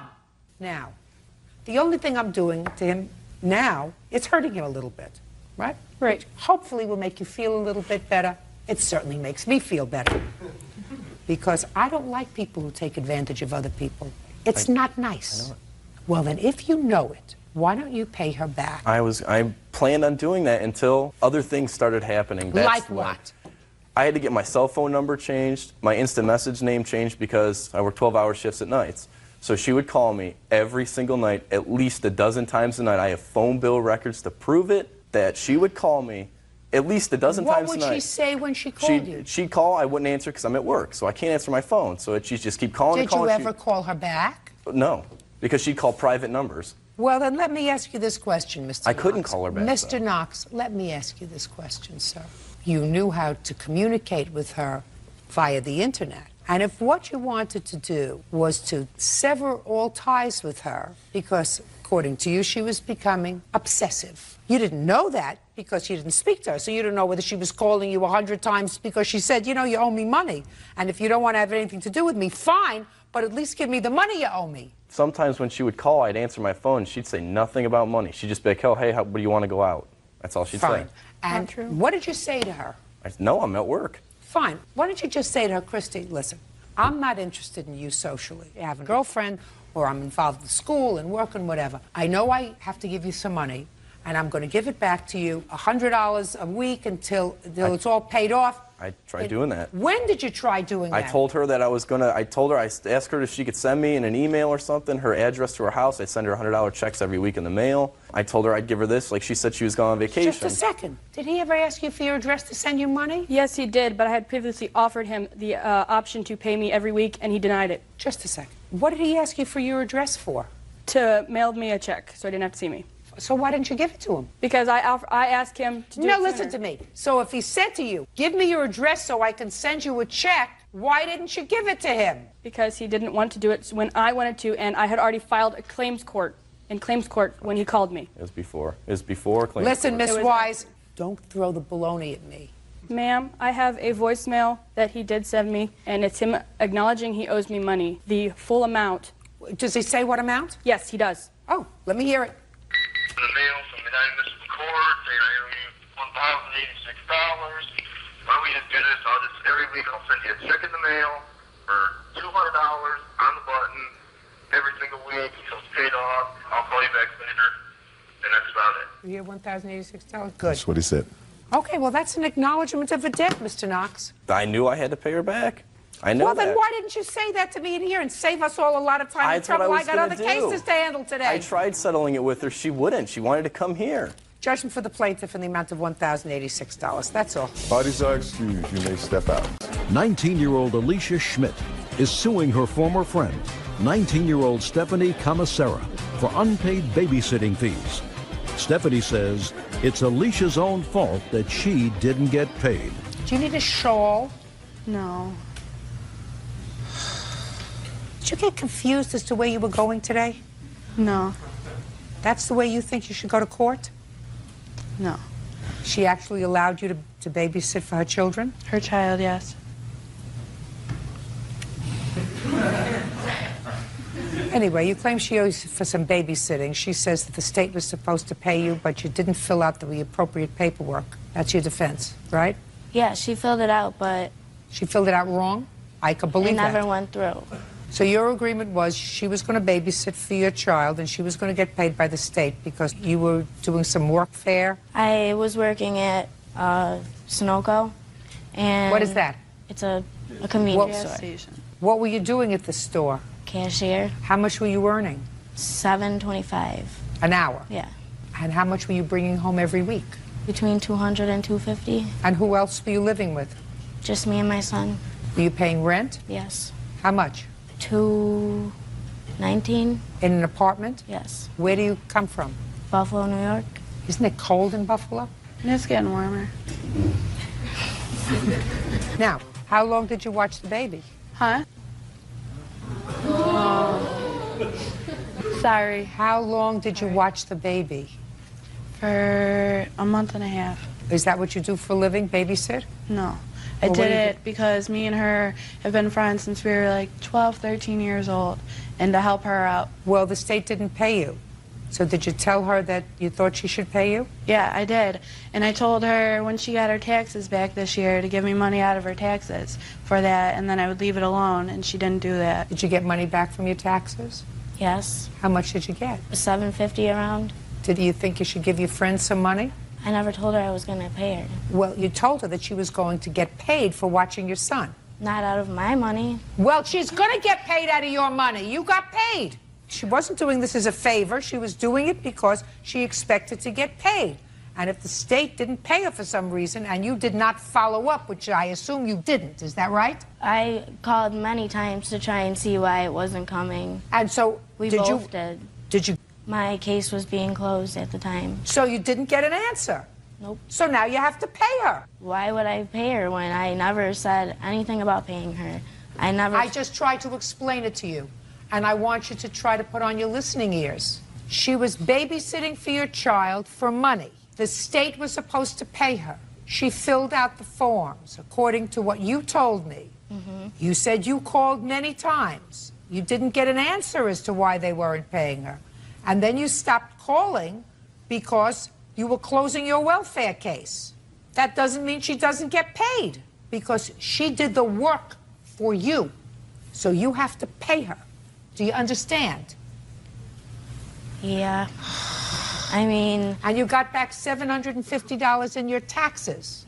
So you're going to get paid, but you're not going to get paid $2,000 because that's ridiculous. You didn't earn $2,000 probably a whole year. But you have to get paid something for the work that you did, judgment for the plaintiff in the amount of $350. That's all. Thank you. All these are excused. You may step out. Bail bondsman Aaron McAllister says former client Elena Zadevich owes for unpaid bail money. What were you arrested for, Mr. Zadevich? I was arrested on false charges of domestic violence that my ex filed against me. I didn't ask you whether they were true or not true. I asked, what were you arrested for? I was arrested on allegations of domestic violence. Was it the first time you were arrested? Yes. Look at me. Was Yes. it the first time you were arrested? The answer is either yes or no. No. Better. When was the first time you were arrested? Several years ago. Having nothing to do with domestic violence. Has something to do with domestic violence. So you have 2 arrests for domestic violence? That's correct. Was it the same complainant in each case? Different. Different. Okay. You are a bail bondsman? Yes, Your Honor. It is your claim that you received a call from the defendant in jail. You responded. You bailed her out of jail. At her request, she promised to pay for the bond. She did not. You want your money. Yes. Defendant says you're a sleazy bail bondsman and she's not paying you. Correct. When did you receive the call? Sometime in the middle of the night from the county jail. What night? I'm not Karnak. What night would I'm you sorry. like to tell me it is? July the 15th.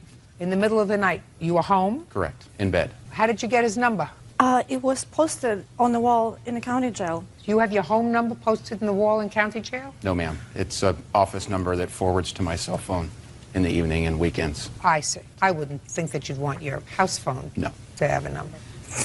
Okay. What did the defendant say to you when she called? That she was in jail and she had to get out. She had to get to work the next morning. If she didn't get out, she would lose her job. What kind of job do you have? I'm an executive assistant. For whom? For a small media startup. How long have you had that job? Close to a year. 10 months? Something like that. Where did you work before? I was managing a medical spa. Where? Walnut Creek, California. Okay. Have any family here? Just my 2 children. How old are they? 6 and 2. They live with you? Part-time. Who do they live with the other part of the time? Well, my son lives with, my daughter part-time lives with her paternal family. Maternal or paternal? Paternal. Paternal. So the father's family, father's parents with her grandparents? No, his brother and his family, they live very close by, about 10-minute drive from where I live, and she's there a lot because I work full-time. Okay. So you had to get to work at the media startup company when you called him? Correct. Did you tell him that you were going to take care of paying his bail? What happened was I told him that I didn't have any money. No. When you called him on the phone from jail, you told him I don't have any money? Correct. Is that right? No. Of course not. Right. I wouldn't. Of course not, because if you tell you, please bail me out of jail, but I don't have any money, and he doesn't know you from a hole in the wall, he's not getting out of his warm bed in the middle of the night. Madam. Well, he did. No. He did. The question was, did you tell him that you didn't have any money? Yes, I did. He says you didn't, and I'm saying I believe him that at that time you didn't tell him I have no money. Because if he's in business and he gets a call from a stranger, you are a stranger, right? Correct. That I want you to get up out of bed, drive over to the jail and bail me out. But by the way, I have no money. He'd say, call somebody else. That's exactly what I said. All right. I don't believe you. Go ahead. We discussed that she had a CD, and the CD was maturing within the next 30 days, and that there would be ample That you would money. have money. Correct. In the CD to pay me out of the proceeds of the CD. And she didn't want to cash it in early because she didn't want to pay the penalty. I agreed to those terms within 30 days that she would use the CD. Was this on the telephone? That was on the telephone. Okay. Because you did ask her the question about money. Correct. And when you said, do you have money, what did she say? I have a CD. Okay. So, did you tell her how much the bail would be? Correct. 10%, $5,000. Because she had $50,000 bail? Correct. That's a high bail for domestic violence. It is. Do you know why it was so high? That's per the schedule in that county. That's always $50,000 for a felony charge. It was a felony? Yes. Okay, go ahead. So we get her out. We memorialize our agreement in writing. She Can I signs see it, please? a bail contract and the agreement to pay. Can I see it, please?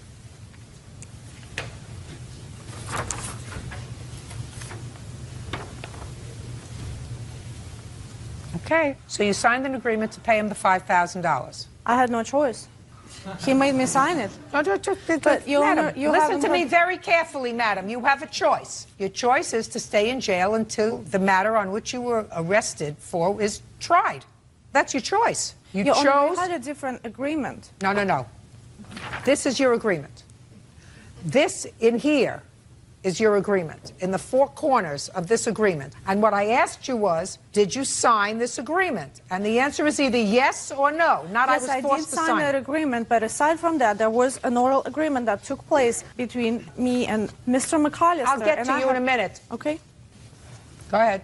Once the agreement's signed, I get her out of jail. She says, now what do? I live 30 minutes from here. I agreed to give her a ride. She's worried about getting to work, so I give her a ride. And it's about 30 minutes away. So during that time, she tells me the entire story about the arrest, and I attempt to be understanding that, she was arrested, and I'm sorry, and that's a bad thing, and you're dealing with a breakup, and, how she caught her boyfriend with his new girlfriend laying on the couch that she paid for or she picked out. And the entire time in the car, Would you look at me when you're telling me this story, Mr. McAllister? Look at me. Don't look down there. Sorry.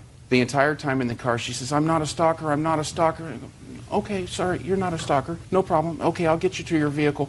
Well, the vehicle's parked 3 blocks away from the house where she was living or where she was arrested. So there's obviously something going on there. Anyway, I get her out, she signs the agreement, and she refuses to pay me. No, just a second. When did she sign the agreement? Immediately upon release from the county jail. Okay. And then you drove her to her car. Correct. And you dropped her, and she never paid you. Right. I made When, repeated for the first time, did you contact her with regard to payment? Well, within 10 days, we sent her an invoice. just a reminder of the payment terms, and sent her 4 or 5 subsequent invoices that went answered with these rambling letters talking Do you have about... a copy of the letters? I do. Can I see them, please?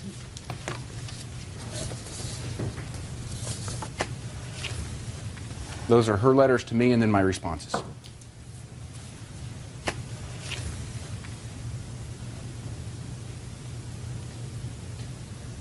Based upon our discussion, these are your words, when he initially asked you for your money.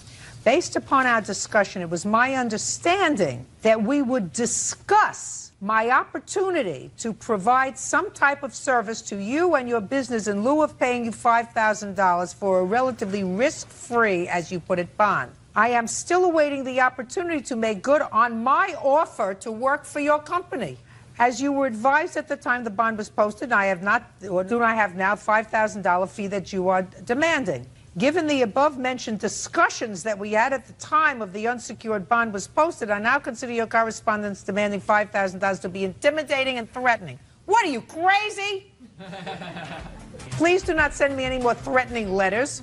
You knew my financial predicament at the time bail was posted. I still intend to honor my promise to perform professional services for you. You never promised to perform professional services for him. Your own letter says, it was my understanding that we would discuss my opportunity to provide some type of service to you or your business in lieu of paying for the bond. Given the above-mentioned discussions that we had at the time, I now consider your... Discussions aren't a contract, madam. Let me tell you what happened. Yeah, Because he's not telling you the whole truth. Go What happened, he bails me out. Are he you, knows just a second, are you telling me the whole truth? Listen, are you telling me the whole truth? Yes. Really? Yes. About your children's living arrangements, you're telling me the whole truth? We're not talking about my children right now. I want to tell you. You mean you're telling the truth? about what Listen to me. happened. You're telling the truth sometimes, and sometimes you can lie. And when am I supposed to tell the difference? You see, I knew that you were lying to me about your children's living situation. That you're not willing to discuss. What do you lie about? Listen to me. My question to you is, how am I supposed to tell when you're lying, and how am I supposed to tell when you're telling the truth? I do tell the truth. But you just lied to me today. About what? You lied about your children's living situation. No, I didn't. Yes, you did. How did I? Oh, yes, you did. And you know you did. You know that they live with me part-time, they live with some part-time, they live here because I work. That's not the story. But that's a story you chose to tell me. Now, you told me that with the same veracity as you told me that you had another contract with him. And my question to you is, how am I supposed to tell when you're telling the truth and when you're lying? What I'm saying is the truth. Okay. Now I'm going to hear you, and then I'll tell you what the law is. Okay. Well, he bails me out. He drives me to my vehicle. On the way to my vehicle, he makes comments about, and he says, well, it would be nice if a pretty woman like you worked for my company, doing some sort of marketing and promoting my company, and maybe we can work something out in terms of paying for the bail bond that he posted on my behalf. So when he dropped me off by my vehicle, and before he left, he made me sign the agreement that you saw after we had the conversation of me potentially working for his company. Did you get what you said to me, madam? You just said to me, maybe you could work for my company. Maybe you could work for my company. And that's not an agreement. No, that's not. No. After that, nothing. You took that, and I believe that you said that to her. Well, maybe you could work for my company and do something. Maybe you said it to her. Who cares? It's not relevant. There was no contract. I said I couldn't work for him full time as he proposed. So he said, no, madam. We can work something out, and you can work for me on weekends. Your Honor. Oh, listen to me. Listen to me. You're making it up as you're going along. No. Yes. No, I have you a are, because letter. according to what you said to me, after you had that discussion, after, not before. You see, he said you signed this at the jail. No. You say I signed it after I had the discussion with him about working with him part-time, weekends, etc. If that was true, that's not contained in this agreement. No. And I believe, madam, that you are one smart cookie. And if he had this conversation with you where you made a contract with him, a contract that's enforceable, to work off the bail bond by working for him part-time, you would have put it in this agreement because you're already out of jail. You see, you're already out. because you're already bailed out. So then you could either say to him, I'm not signing this, or you say, it's not the entire agreement that we have, but you didn't. You signed it and said, I promise to pay you $5,000. Well, he told me right there that if you don't sign it, I'm just going to put you right back to jail. That's what he told me. I don't believe you. You're making it up as you're going along. No. You're making it up as you're going along, because if he said to you, you sign this or I'm going to take you back to jail. That's what he said. Your response would have been, well, then put in our agreement that I could work it off, right? Right? I was very stressed. Oh, listen, it's not the first time you were arrested. Signing. That's why I asked you the question before. And it's not the first time. It's probably not the second time that you were arrested. So pay him his money. You owe him his money. Don't be a con artist. Judgment for the plaintiff in the amount of $5,000. That's all.